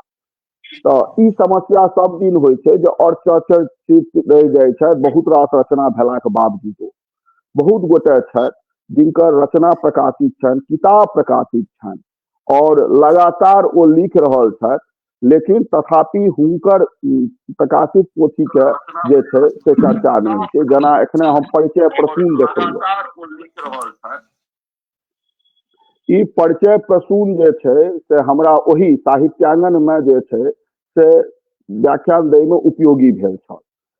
तहिना जते मोनोग्राफ प्रकाशित भेल छै, संपूर्ण कोनो नहीं छै, सब में छूटल छै। तऽ ई जे काज होइ छै परिचय के, ताहिमे बहुत सावधानी के काज होइ छै जे अहाँ एक एकटा जानकारी के कन्फर्म कऽ के तकर बाद ओहि पर पद के रचना कऽ के तकर बाद ओकरा अहाँ संग्रहित करै छी। तऽ ई बड्ड महत्वपूर्ण काज कयलनि अछि। ई मतलब जतेक एहि लेल शुभकामना देल जाय ओ कम छै। कारण जे पद के रचना हमरा नहीं अबैया, तऽ जे कोई कवि छथि तिनका तो हम अनेरे प्रणाम करैत रहै छियनि जे ओ हमरा बुते कविता नहीं लिखल होइया, और जे कविता लिख रहल छथि ओ बहुत पैघ काज करै छथि। कारण जे बहुत रास बात के कम शब्द में एक ठाम ललितकर ढंगे सुमधुर जे छै से वो वाक्य विन्यास के संग प्रस्तुत करब एकटा विशिष्ट कला छै जाहिमे शिव कुमार जी प्रवीण छथि। शिव कुमार जी के मतलब मधुर जे वचन छनि या मधुर जे स्वर छनि से विलक्षण छनि, अहाँ अनायासे हिनकर प्रति आकर्षित भऽ जायब। और तेहने ई जे छै एहिमे सबटा पद के रचना केने छथिन। कहबे कलत अजीत भाई जे ककरो ल ई पूर्वाग्रह से ग्रसित नहीं है। कोनो किताब जखन लोग लिखैया ओहिमे भऽ की जाइ छै एकटा क्षेत्र विशेष ल पूर्वाग्रह भऽ जाइ छै। जना मान लिअ मधुबनी शहर में ई सक्रिय छथि, मधुबनी शहर के बेसी कवि से हिनका परिचय छनि, तो ओहिमे पूर्वाग्रह जे छै से स्वतः भऽ जाइ छै जे हिनकर सभक परिचय कनिके नीक से, कारण हिनका संपर्क अछि और जिनका से संपर्क नहीं है उनकर बारे में कम सम लिखलौं। लेकिन प्राचीन कवि के बारे में ई बेसी नीक से लिखने छथि और नवीन के बारे में ओहि मामला में संक्षेपीकरण छथि। तो हमरा लगैया ई प्राचीन के या मध्यकालीन जे विद्वान भेला है तिनका ई बेसी पढ़ने छथि, ताहि दुआरे हुनका बारे में जखन ई रचना केने छथि ओ प्रौढ़ रचना छै। और नव लोगक विषय में जे परिचय छै ओ परिचय छियै। तो परिचय और एकटा रचना के भेद एहिमे जे छै से अहाँके भेटत, अहाँके लागत जे एकटा संपूर्ण पद छियै। तो ई मध्यकाल और प्राचीन जते अक्षर पुरुषक एहिमे वर्णन अछि तिनकर बारे में एहिमे बहुत नीक जानकारी छै। और जिनका से हिनका व्यक्तिगत परिचय छलनि तिनकर बारे में तो ई परिचय देबे केलखिन है। एकटा गप और हम कहि दै छी, हम बहुत रास शब्दकोश संग्रह केलहुँ, ओकरा पढ़लहुँ, ओहोमे ई समस्या छै, छुटि जाइ छै। अहाँ कतबो आँखि गड़ रही, कतबो अहाँ व्यवस्थित ढंग से संग्रह करब तो ओहिमे अहाँके छुटि जायत। तो ई कोनो समस्या नहीं छै, ई तो क्रमिक विकास छियै, एहि बेर छुटलै अगला बेर जुड़तै। लेकिन जे एहिमे करे के छै ओ ई करे के छै जे जानकारी जे एहन कोनो जानकारी जकर प्रमाण अहाँ लग में नहीं रहा ओकरा एहिमे नहीं दिए। जना शांतिनाथ सिंह ठाकुर के किताब नहीं देखल छलनि और वो खनबला कुलक इतिहास में किताब एकटा किताब के दूटा किताब बना देलखिन। तो होय की छै जे अहाँ के हाथ में किताब रहत, अहाँ के सामने में किताब रहत, तखन अहाँ किताब को उल्टेबै, अहाँ पढ़बै। और जे लिखित जानकारी छै कतौ से, मान लिअ बैक वाला इएहटा जे हम खाली ककरो पठा देबै, एहिसे शिव कुमार वर्णमाल के मूल्यांकन नहीं संभव है। तो अहाँ लग में जते जानकारी गेल हैत ओहिमे बहुत रास जानकारी एहि तरह गेल हैत। तो ताहि दुआरे जे छै संपूर्णता में ओ परिचय नहीं एलै। लेकिन अहाँ से हमरा लोकनि विशेष जे छै से कृपा चाहै छी जे अहाँ जखन लिखलहुँ हैं, अहाँ मधुबनी में सक्रिय छी, तो अहाँ के जानकारी प्रमाणिक हेबाक चाही। ई आशा बढ़ि जाइ छै।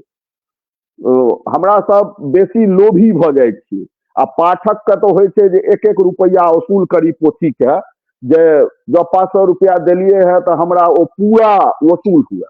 और नवारंभ प्रकाशन जे छै जते किताब प्रकाशित एक साल में करे छै, हमरा नहीं लगे आन कोनो प्रकाशन ओते टाइटिल एक साल में प्रकाशित करे छै। ई अपने आप में एक चमत्कारिक विषय छै। और अजीत भाई लगभग 100 पोथी के देखे छथिन, तो हिनका लग में ओते रास पोथी के लेखक के परिचय छनि आ तई में ओकर प्रकाशित कृति के परिचय छनि। हिनका लग में प्रमाणिक लिस्ट छनि। तो जना अहाँ के श्रीपति सिंह की, उमेश मंडल की, अरविंद कुमार सिंह झा से सहयोग प्राप्त भेल, तहिना एहि बेर अहाँ जे छै से अजीत आजाद जी से प्रकाशित पोथी के प्रमाणिक जे पुस्तक सूची छै सेहो जे छै संग्रहित कऽ के ओकरा दियौ। कारण जे ई सब चीज आइ अपना सबके बीच में अछि, काल्हि खन ई विदेश चल जेतै और एहि पर पीएचडी हेतै। और तखन जखन फील्ड वर्क में वो आदमी जेतै, ओकरा पता चलते जे ई असत्य जानकारी छै, तखन अहाँ के अनादर खायल जायत। तो हमरा लोकनि नहीं चाहे छी जे एहन महत्वपूर्ण काज के निहार के ककरो मन में कनिको अनादर होय। ताहि दुआरे एहि पर कनिके ध्यान देल जाय। कारण हमरा लग में चूंकि पोथी अछि तो हम तुरंत उल्टा के देखलिए ई जे लिखलखिन है से सत्य छै कि नहीं छै। तो ओहिमे हमरा त्रुटि बुझायल, तैं हम कहब जे एहि त्रुटि सबके परिमार्जन आवश्यक छै। कारण जे ककरो बारे में ओ चाहे अहाँ के नजदीकी होत या दूरक होत, प्राचीन होत, मध्यकालीन होत या आधुनिक होत, हुनकर बारे में जे कोनो जानकारी 4 लाइन, जेना रविंद्र जी के काज छनि ओहिमे ओतबे जानकारी छै जे हुनका कन्फर्म छनि, मतलब प्रामाणिक छै, ओहिमे 1 लाइन ओ बेसी नहीं देलखिन। ओकरा अहाँ डायरेक्टली कहियो लेकिन ओ जानकारी सटीक छै। एहिमे जे छै ओ पद्य रचना के क्रम में जे छै से ओ चीज के ध्यान नहीं रह सकले, ओहिमे कनिके बेसी भ गेलै। तो हमर कहे के मतलब ई डायरेक्टरी छियै, डायरेक्टरी में प्रामाणिकता बड़ आवश्यक छै। तो एहि पर जे छै से अगर ध्यान देल जाए दोसर बेर, तो या हम ई नहीं कहे छी अहाँ दोसर खंड निकालू, एकरे परिवर्धित संशोधित संस्करण प्रकाशित करू, कारण एहि में दोष है। आ हम चूंकि एक एक पेज एक एकटा शब्द के बेर बेर पढ़े छियै, तो तैं हम कह रहल छी तो एकरा कनि के गंभीरता से ले, एकरा संशोधन करी। हम उदाहरणों अहाँ के दऽ देलहुँ। अब बहुत गोटे जो गाम के हिसाब से संग्रह करब ना, एके परिवार में अहाँ के बहुत गोटे भेट जेतै जिनकर रचना प्रकाशित छनि, प्रशंसित छनि, सम्मानित छनि, लेकिन हुनकर नाम अहाँ के पोथी में नहीं अछि। तो हमर कहे के मतलब हमरा लोकन अहाँ के संग छी, हमर सब पुस्तकालय अहाँ लेल उपस्थित है। तो अगला बेर जखन एकर संशोधित परिवर्धित संस्करण आवे तो अजीत आजाद जी के संग अहाँ जे छै मिथिला भ्रमण क के तखन मधुबनी के जे छै से शुभ पद्यात्मक परिचय के पुनः एकटा संस्करण बहाल करी, कारण ई जरूरी छै। और विशेष की कहब, कारण जे बहुत बहुत साधुवाद, बहुत आभार जे एतेक पाई लगा के एते महत्वपूर्ण पोथी समाज के अहाँ देलिए है, और ई एकटा मार्गदर्शिका भ गेल छै। और परमादरणीय अरविंद कुमार सिंह झा बहुत रास पोथी के चर्चा कैलन है, तो ओ सबटा पोथी के एक बेर अपने देखियो, कारण जे कोई परफेक्ट नहीं छै, कोई पूर्ण नहीं छै, ककरो ई नहीं कहल जा सकै छै जे ई जे लिख देलखिन ई अंतिम सत्य छियै। ओकर बादो बहुत चीज होइ छै, जेना महेंद्र मलंगिया जी के घोषणा आइ भेलै है, अहाँ का पोथी प्रकाशित होय काल तक ई घोषणा नहीं भेल छलै, या हुनकर बहुत रास पोथी प्रेस में छलनि जकर प्रकाशन मानि लिअ आब हेतै। तो ई क्रमिक विकास होइत रहे छै, और ई सब सबटा चीज एकटा पोथी में संग्रहित हैब संभव नहीं छै। ककरो बारे में पूर्ण परिचय देव संभव नहीं छै, कारण ओकर व्यास जे मृत छथि, जे आब नहीं छथि एहि दुनिया में, प्राचीन लोग छथि, जेना अहाँ डाक के बारे में रहिए, जे डाको के बारे में बहुत रास जानकारी छै आ बहुत रास विवाद छै। अहाँ बड़ा मिहिर के पुत्र हुनका कह देलियन, लेकिन अहू पर विवाद छै। तो बहुत रास विषय अछि एहिमे, जकरा एतऽ जब खोलब लागब तो हमरा लगैए जे ओ एकटा अलग सत्र भ जायत, जाहिमे मात्र एहिमे ओकर चर्चा हैत जे एहिमे की त्रुटि छै। लेकिन आइ ओहि पर चर्चा नहीं कऽ के ई चर्चा करी जे जतेक काज अहाँ कऽ देलिए, और जेना हम कहलहुँ, जेना अहाँ हमरे बारे में लिखलहुँ, हमरे से पुछलहुँ, हम जखन कहि देलहुँ जे नहीं एकदम सही है, तखने अहाँ ओकरा संग्रहित केलहुँ। ई अहाँ के बहुत सराहनीय काज अछि, आ एना मैथिली में काज नहीं होइ छै। ई अहाँ अंग्रेज सब जकाँ, ब्रिटिश इंडिया जकाँ काज केलहुँ हैं, जे अनुकरणीय अछि। ककरो अहिया से सिखबाक चाही जे 1-to-1 अहाँ इंटरव्यू लेबै, 1-to-1 जानकारी लेबै, फिर लिखबै, फिर ओकरा पठेबै, ओ जखन कन्फर्म करब तखन अहाँ संग्रहित करबै। एहि ले बहुत बहुत साधुवाद, बहुत बहुत आभार, अपने हमरा से श्रेष्ठ छी। जो हमरा से किछु अनुचित बजना गेल ताहि ले क्षमा प्रार्थी छी। सब गुरुजन से पुनः पुनः क्षमा प्रार्थना। बहुत बहुत अहाँके धन्यवाद। अभी तक ठाकुर दीदी लिख रहल अछि से अहाँ कमेंट्स पढ़ि पाबि रहल छी की? जी जी जी। तऽ एहि विषय में अहाँके किछु कहबाक अछि? आदित्यनाथ झा जी नाना जी बाबा पर किताब छनि, जी बहुत जी, नजदीक। हम जे छै से कहलियन है जे ई हमरा लग में बहुत रास परिवारे के सदस्य छूटल छथि। आदित्यनाथ झा नहीं, एहिमे हरिनाथ झा के नाम सेहो छूटल छनि, जे विभूतिनाथ झा के बालक छलखिन। तारे तिमिर हमरे और मैथिली के बहुत रास रचना हुनकर प्रकाशित छनि। लेकिन हम एक गोटे के नाम नहीं लेब, एकटा परिवारक नाम नहीं लेब। हम ताहि जी दुआरे कहलियनि है जे हम दोष के नहीं एहिमे गिनेबनि, हम हिनकर नीक चीज के आइ प्रशंसा करबनि जे ई जे काज बिल्कुल केलथि ओ महत्वपूर्ण छै। बिल्कुल। हमरा और एक हमरा लगमे जते से हम सहयोग करे ला तत्पर छियनि। जखन ई औता हम अपन पुस्तकालय हिनका समर्पित करबनि, ई देखौत ओकरा से लाभ उठाबौत।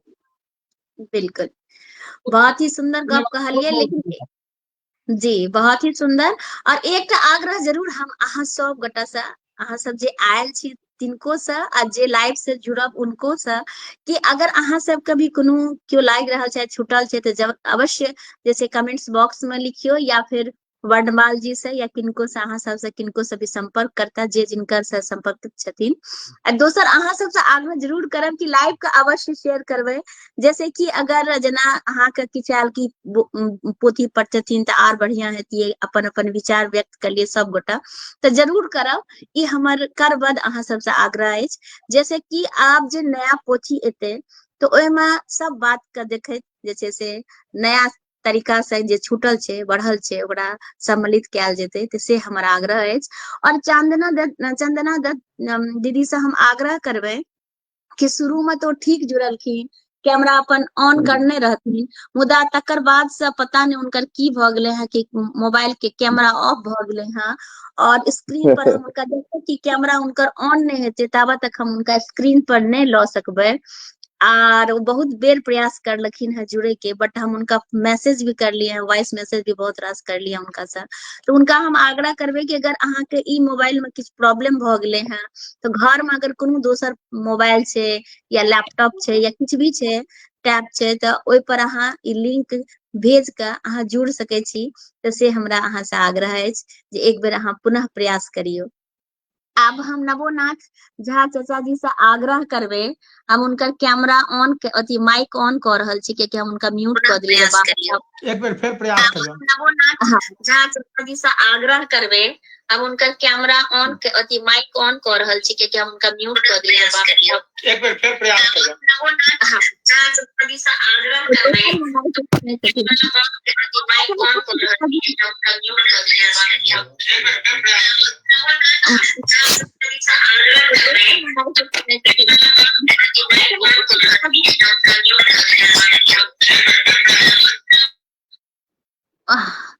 ओ एक्चुअली दोसर मोबाइल से ओठम सुनि रहल छथिन, तऽ ई मोबाइल में पता नहीं उनका की प्रॉब्लम छै जे कारण से ओ नहीं भ पाबि रहल छै। दोसर मोबाइल से सुनै छथिन तऽ आवाज उनकर की भ रहल छै।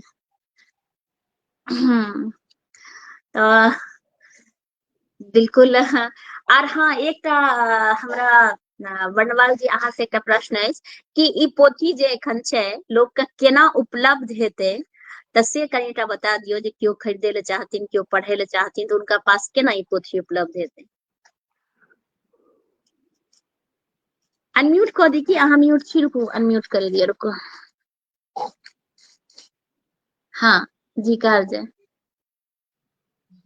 नवारंभ से संपर्क कैल जा सके छै, वा हमरा पर्सनल अगर करथिन तो फिर हम उनका बाय पोस्ट जे छै पार्सल से पठा देबनि, जी जी या जी नवारंभ सुविधा है, दोनों जगह अवेलेबल छै।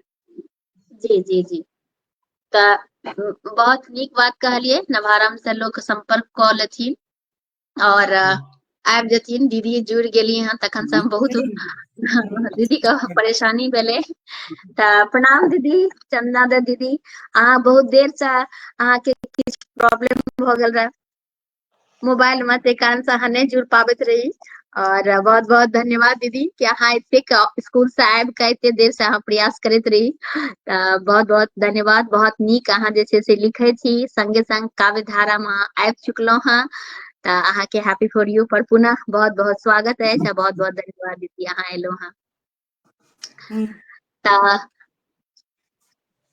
मंचासीन गोटा के हमर नाम इकट्ठे जते सब छथिन के हम सुनलहुं हैं। सब पहले तो प्रोफेसर वर्णवाल जी के हम आभार व्यक्त करबनि जे एतेक जे ऐतिहासिक पोथी के रचना भेलैया ओहिमे हमहूँ छी जे हम अपना के ओते योग्य नहीं बुझ रहल छी एहि पोथी में, जतऽ अपन मैथिली के जे 101 नाम धन्य कवि सब छथि, रचनाकार सब छथि, सबके नाम एलनि हैं। ओहिमे हम छी देख कऽ तऽ सबसे पहिले हम अपना के बहुत गौरवान्वित महसूस कऽ रहल छी। जतऽ डाक आ विद्यापति छथि, एक तरफ हमर परनाना जी भी छथि, एहिमे हमर माँ के परबाबा छथिन महाकवि पंडित लाल दास, हुनकर साथे हम अपन परिचय देख रहल छी। तऽ हमरा तऽ पता नहीं कोन बहुत पैघ अवसर बुझा रहल है जे हम एहि पोथी में एलहुं हैं। तऽ एहि पोथी के विषय में की कहू, हमरा तऽ सब बहुत किछु कहलथि है, लेकिन हमरा बहुत नीक लागल जखन हमरा एहिमे अपन परिचय पठाबै लए कहने छलथि है। आर जते भेल हम देलहुं, आ पोथी हिनका से लऽ कऽ जे पढ़लहुं हैं तऽ ई तऽ सचमे एकटा अद्भुत प्रतिभा छनि जे सब गोटा के परिचय पद्य में देनाइ या सरल कार्य नहीं छलैया। ई कोनो विद्वान छथिन और ओहियो सब कहलखिन हैं लक्ष्मण काका जे मधुप जी के हिनका किछु आशीर्वाद अलग से भगवान हिनका दऽ देलखिन जे ई सबके पद्यात्मक परिचय में देलखिन हैं। 230 रचनाकार के एक ठाम इकट्ठा केनाइ ई तऽ बहुत पैघ इंसाइक्लोपीडिया भऽ गेलै आवे वाला पीढ़ी ला जे मैथिली पर काज करता। एहिमे जन्म तिथि आ निधन तिथि नहीं, माता पिता के नाम, हुनकर पुरस्कार, हुनकर कार्य, किछु एहिमे एक ठाम जे भेट जेतनि तऽ एहि लए तऽ एकर दाम किछु नहीं छै। एहिमे ई एकदम हमसब कहि रहल छियै जे एकर दाम तऽ किछु नहीं छै। तऽ एते दुर्लभ वस्तु हमरा सबके एते सस्त में भेट गेल से सबसे पैघ बात भेलै।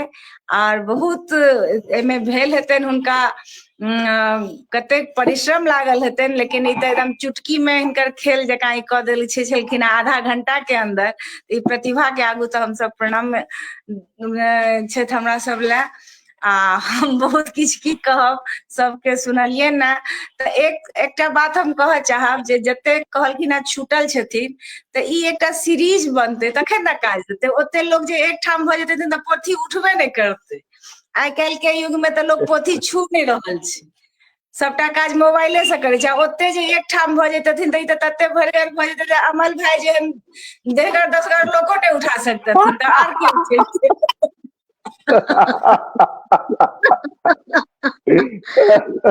एक्चुअली अमर जी के पुस्तकालय में राखल रहते से हेतै, आ सब गोटे ओतै जाकर पुस्तक उठबो पढ़बो करतै करतै, चाय आ जलखै सेहो हेतै। निश्चित निश्चित स्वागत। चर्च भेलै ने हिनका साथ रविन्द्र जी के पोथी के भी। तऽ हम एकटा कहब जे हमरा साथे किछु किछु सबखन भऽ जाइ छै, कहै छै ने कि जे करता नहीं हो जाती है, ओ वाला हाल भऽ जाइ छै। जखन नेशनल अवार्ड भेटल तऽ कोरोना आबि गेलै, राष्ट्रपति प्रधानमंत्री भोज नहीं देलथि।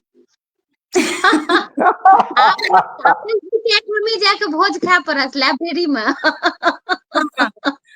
तकर बाद रविन्द्र जी के पोथी आयल तऽ ओहिमे हमर तिथि के साथ भूलवश निधन तिथि छपल छलए। व्यास बढ़ल, आयु बढ़े छै ओइसे।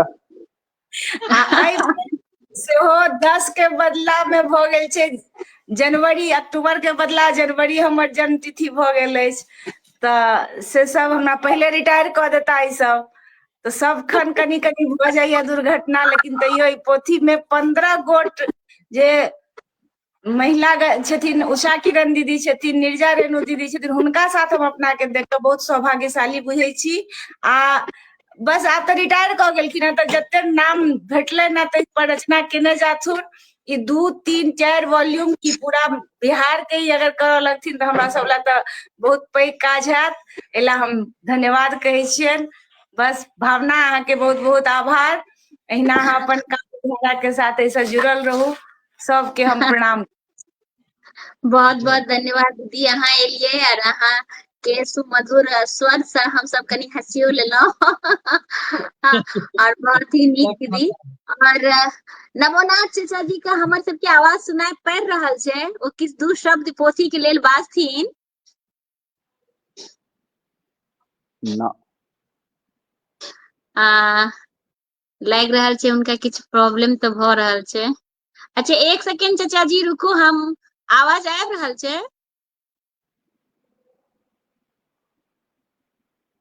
बाइज तो रहल छथिन चाचा जी।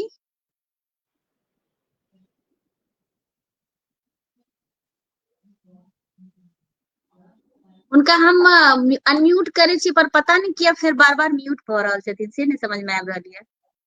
उनका अनम्यूट हम कर रहल छियै फिर लेकिन वो म्यूट भ जाय छथिन, उनकर आवाज नहीं आबि रहल छै।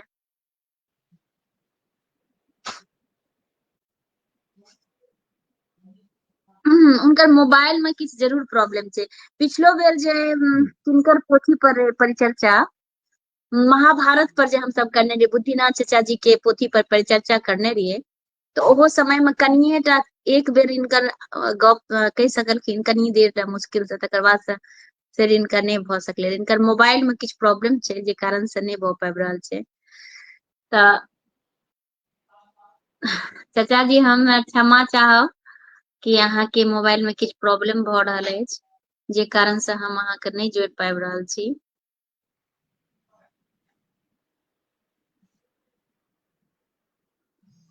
किस तो नेटवर्क इशू भ रहल छै इनका।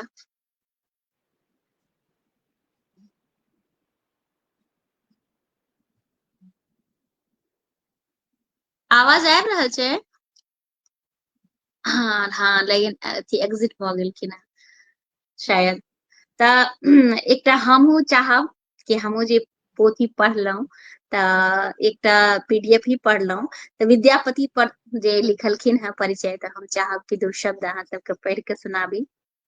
महाकवि पंडित विद्यापति, जिला मधुबनी, बिस्फी गाम, मातु हंसनी देवी धर्मी, गणपति ठाकुर तात सुनाम, मैथिल संस्कृति महाकवि है, लेखक दरबारी राज पुरोहित, प्रेम भक्ति शैव वैष्णव गीत, कवि कोकिल मैथिली विभूषित, रस सिद्ध कविवर विद्यापति, तुलसी सुर कबीर मीरा पूर्व, प्राकृत अवहट अभ्रंश आ मैथिली भाषा रचल अपूर्व, दैसिल बैना सब जन मिठा, विद्यापति पदावली प्रदान, 14वीं सदी साहित्य संघर्ष पूर्ण, चिंतक बहुमुखी प्रतिभावान, काली दुर्गा भैरवी गंगा, शिव गौरीक आराधना,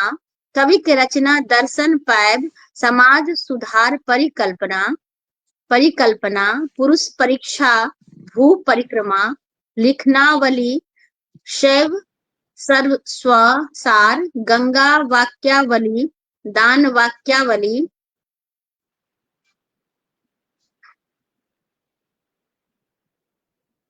शैव सर्व सार प्रमाण, भूत संग्रह, गया पतलक, वर्षकृत, संस्कृत, कृति लता, कृति पताका, अवहट, मैथिली पदावली, ग्रंथ अमृत, राजा देव, कीर्ति शिव, पद्य नर धीर, भैरव चंद्र शासन, कवि विद्यापति के राखल, सम्मान विज्ञ मार्गदर्शन, जन्म 1350 ईस्वी, विद्यापति ठाकुर संतान, परम तेजस्वी शिव उपासक, चाकर शिव जिनका अहिठाम, चाही न हमरा टाका पैसा, दुनू साँझ भोजन विश्राम, सबटा काज घरक हम करब, हे मालिक उगना अछि नाम, मातु भवानी देल सुकृति, नै टाका आ नै आराम, स्वयं महादेव चाकर उगना,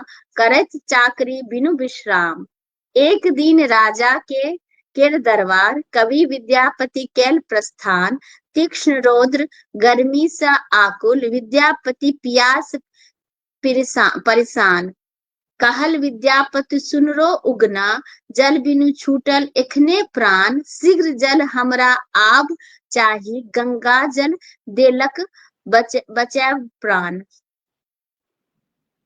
गंगा जल पीब विद्यापति मन, अचरज में कविवर केर ज्ञान, ई जल नै गंगा जल थिक ई, कतय से अनलहुँ खेत वीरान। जिज्ञासु कवि जिद ई ठानल, दर्शन देल शिव रूप प्रमाण, कहल महादेव गूढ़ रहस्य ई, दोसर जानत लुप्त हैव सुजान। बहुत दिवस धरि चाकर उगना, विद्यापति के रखलनि ध्यान, देवपुरी में चिंतित गौरी, तखन शिव लेल कैल अनुष्ठान। मातु शारदा के रिझाओल, शिव बिन मोरा उचटल प्राण, कौन उपाय करू हे सलीला, शिव शंकर बिनु नै कल्याण। मातु भवानी के जिह्वा पर, सरस्वती तखन भेली विद्वान, क्रोध सा उगना दोष देख, जोरन उठायल कैल संस्थान। जारेन उठायल कैल संस्थान, देख विद्यापति हतप्रत बजला, स्वयं महादेव छथि भगवान, सुनते शिव विलोपित भेला, देवलोक पुनि निज स्थान, उगना रे मोर कता गेला, विद्यापति खोजत वन उद्यान, साधु भेष में शिव बताओल, शिव शंकर भेला अंतर ध्यान। और कतना छे? हाँ बस कनिए अछि, पूरा पढ़िए ले छी। उगना रूप आब नै संभव, शिव भक्त अहाँ सगर जहान, हे विद्यापति सदति अहाँ संग, शिव प्रतीक अछि उगना धाम, रुग्ण काया वैश्य बेसी, कहल कवि बेर देहवा सान, माई गंगा के तट पर जाय, माय गंगा करती कल्याण, चलल कहार कवि के लौकर, रात बीतल उगल दिनमान, गंगा तट पर आब कतेक दूर ए, दुई कोस दूर सिमरिया स्थान, हे माई गंगा पूत अहाँ केर, दूर से आयल कै प्रस्थान, दुई कोस पर आब अहाँ छी, राख आबी संतानक मान, सुनी बिनती माय गंगा पूतक, दौड़ल एली प्रवाही मान, शिव नाम जपैत कवि का, अपन लहरि सा कैल स्नान, कार्तिक धवल त्रयोदशी जान, विद्यापति आयु अवसान, शिव ध्यान सन 1450 में, आसन रमल कवि शिव धाम, लोक कंठ में रचल बसल, कवि कोकिल विद्यापति महान, मिथिला भूमि पावन कनकन, अमर कीर्ति नभ जाधरि चान। ता ई हम एहि लेल अहाँ सबके पढ़ि के सुनेलहुं कि ई जे अहाँ हम पढ़लहुं हाँ, हमरा लागैया 4 पृष्ठ के ई अछि। इनकर पद्य में 1 2 3 1 2 3 हाँ 4 पृष्ठ में ई जे अहाँ हम पढ़ि के सुनेलहुं ता अहाँ पूरा जे छै से विद्यापति के अहाँ के दिमाग में पूरा कहानी स्टोरी दिमाग में अहाँ के आबि गेल हैत। और ऐसा अगर क्यों भी व्यक्ति ई पद्य जे छै से अगर पढ़ लेथिन तो जिनका विद्यापति के बारे में नहीं भी पता छै तो ओ विद्यापति के सब गप अहाँ सिर्फ 4 पन्ना के पद में समाहित में पूरा सब किछ अहाँ एमे लिख देलिए। तै कारण से हम ई पूरा अहाँ का जे छै से पढ़ के अहाँ सब गोटा के सुनेलहुं कि इनकर ई जे पोथी छै बहुत अहाँ का प्रत्येक जे व्यक्ति छथिन रचनाकार छथिन उनका बारे में अहाँ बहुत किछ जान जेबै। सिर्फ एते कम जे कि आइ काल्हि शॉर्ट हैंड सब किछ में चल रहल छै। अहाँ देखबै कि जे कतय पहिने 5 दिवसीय 3 दिवसीय जे छै से क्रिकेट होइत रहे, आब 2020 भ गेलै हैं। ओ लोग जे छै से ज्यादा आनंदित भ के देखे छै कियाकि समय के सब के पास अभाव भ गेले हैं। तै कारण से हम विद्यापति के ई वाला पूरा अहाँ सबके सुनेलहुं जे हमरा हृदय के बहुत स्पर्श करलक। और हमरा लागल कि अहाँ सबके ई बताबी कि सिर्फ 4 जे छै से पृष्ठ में इनकर पद्य के माध्यम से विद्यापति के सब किछ के लगभग ओहिमे बखान भए गेलै जे कोन कोन हुनकर रचना एले हैं, केना चाकर बन के एलखिन हैं, केना ओ जे छै से उनका प्यास लागले, केना गंगा जल जे छै से उनका पिलेलखिन, केना फिर ओ जे छै से विद्यापति के छोड़ के चलि गेलखिन। सब चीज अहाँ ई पद के माध्यम से अहाँ समझ लेबै। तऽ हमरा लागैया कि जे 230 व्यक्ति पर ई लिखलखिन हँ बहुत पैघ उपलब्धि छै और आगू इनका पर तऽ बहुत जवाबदेही आबि गेलै हँ और अहाँ सब गोटे जरूर इनका सहयोग करबै नया जे संस्करण आनथिन। तऽ जे जत्ता से छै जिनका लागे कि छूट गेले हैं तऽ जरूर अहाँ इनका से संपर्क करबै और एहिमे सहयोग देबै। जिनका जे सहयोग जे रूप में अहाँ दऽ सकी अवश्य देबै, ई हमर अहाँ सबसे आग्रह अछि। बाकी अहाँ सब छियै तऽ की वनवाल जी आर किछ कहल जाय या समापन करल जाय लाइव के? सुंदर अहाँ सब किछ कह देलिए। अमल जी हाँ, सेहो बहुत सुंदर से जब तक त्रुटि नहीं निकलते ओहिमे सुधार केना हेतै। ओना बिल्कुल बिल्कुल। अमल जी कहला है जे जिनका पर हम लिखलियन हुनका पठा के ओकरा कह के हुनकर स्वीकृति के बाद संग्रहित केलिए। मुदा जी जे नहीं छथिन एहि धारा पर तो हुनका विषय में जे त्रुटि भेल अछि हमरा से तो ओकरा हमरा अमल जी से पुनः निवेदन अछि जो पोथी में पेंसिल जरूर लगा लेत आ हम जरूर हिनका एहिठाम पहुँचब कि हमरा नोतो बिल्कुल देले छथि भोज खाइ हाँ, के नहीं, तऽ नहीं, एक दिन हम जरूर। कोशिश करब आ ओकरा पहिले जे छै से रेखांकित करब आ निश्चित रूप से हम एकरा में संशोधित रूप निकालबे करब और जे सही में जे हमरा छूटल छै। असल में हम तो भूगोलक विद्यार्थी ई तऽ अजीत आजाद के दियौन धन्यवाद जी हमरा कोना परखला आनि लेला मैथिली में। तऽ हम बहुत साहित्यकार के जनिते नहीं छलिए। तो हमरा तो बहुत चीज अरविंद जी बतौला, श्रीपति बाबू बतौला, नवोनाथ बाबू बतौला आ तखन हम एकरा संग्रहित केलहुँ। तो हमरा अहाँ सब जे छूटल छथि हमरा पर्सनल व्हाट्सएप पर हुनकर नाम आ संभव हुए तो हुनकर जीवन परिचय निश्चित पठाओ।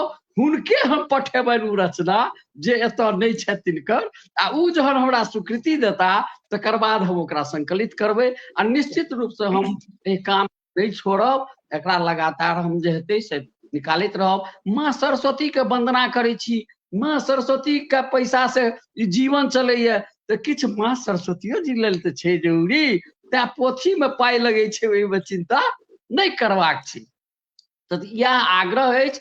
बहुत नीक हम भावना जी पुनः अरविंद जी के से बहुत हमरा कॉपरेशन भेटल हर समय जखन ई व्यस्त रहै छथि काफी।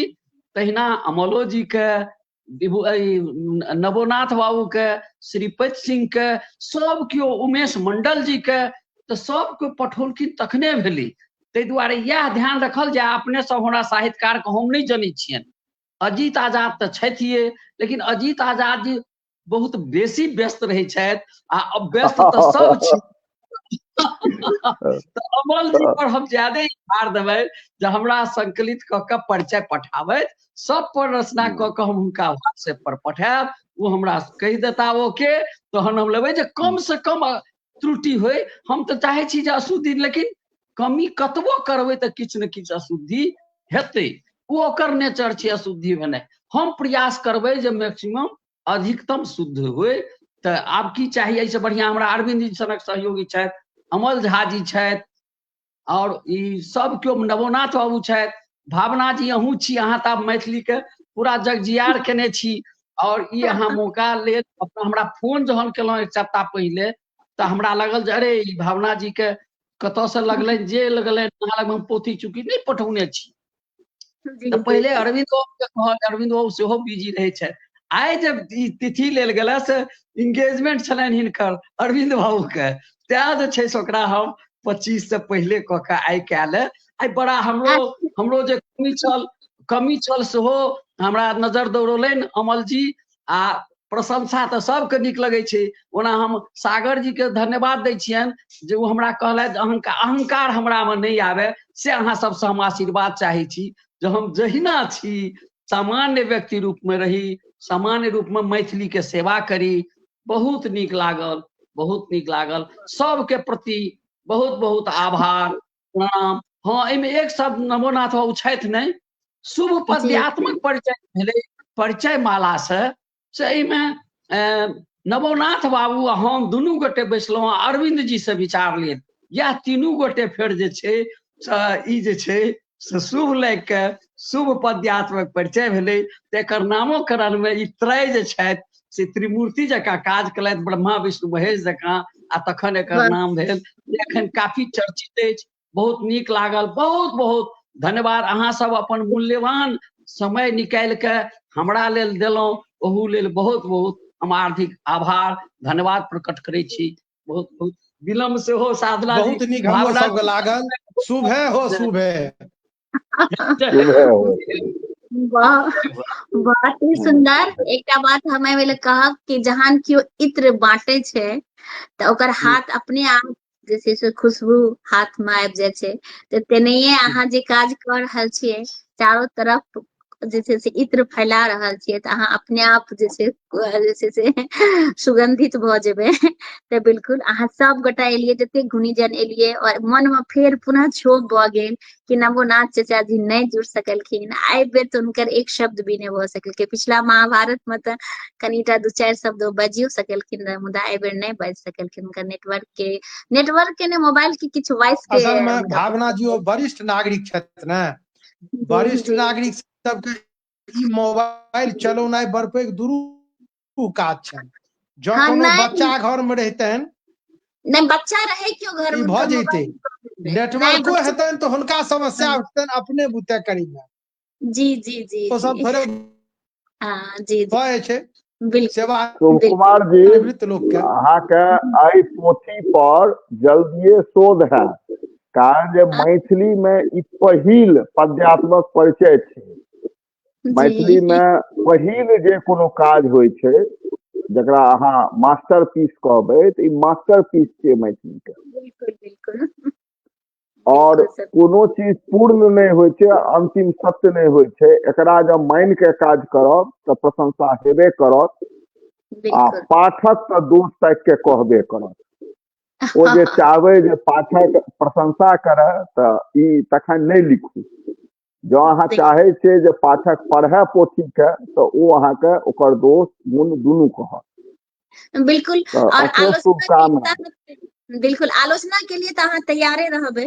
और जहन अहाँ जे छै से की कहै छै सड़क पर चलबै तऽ पैर में तऽ धूल लागबे करत, ओ तऽ प्रकृति निश्चित के नियम निश्चित। छै। तऽ ताहि कारण से आलोचना सहे के शक्ति हेबाक चाही, और बहुत सुंदर। और आलोचना से लोक में आर निखार भी आवे छै, और ओहिमे किछु ऐड भी होइ छै, और शुद्धता भी आवे छै। तऽ बहुत ही नीक। तऽ हम बहुत बहुत शुभकामना देबै वर्णवाल जी। एखन पुनः हुनकर लागे किछु नेटवर्क इशू या नहीं ओ किछु तखन ओते तक नहीं भेल। जी जी जी। तो चलू एही के साथ आइ के कार्यक्रम समाप्त कर छी। सब गोटा के बहुत बहुत धन्यवाद। आग्रह जे लाइव अवश्य शेयर करबे, जैसे बेसी से बेसी लोग के समक्ष जेते आ लोग का जानकारी प्राप्त हेते, आनंद उठेथिन। सब गोटा के प्रणाम। जय मिथिला, जय मैथिली। सब गोटा के जय प्रणाम मैथिली, जय मैथिली। प्रणाम।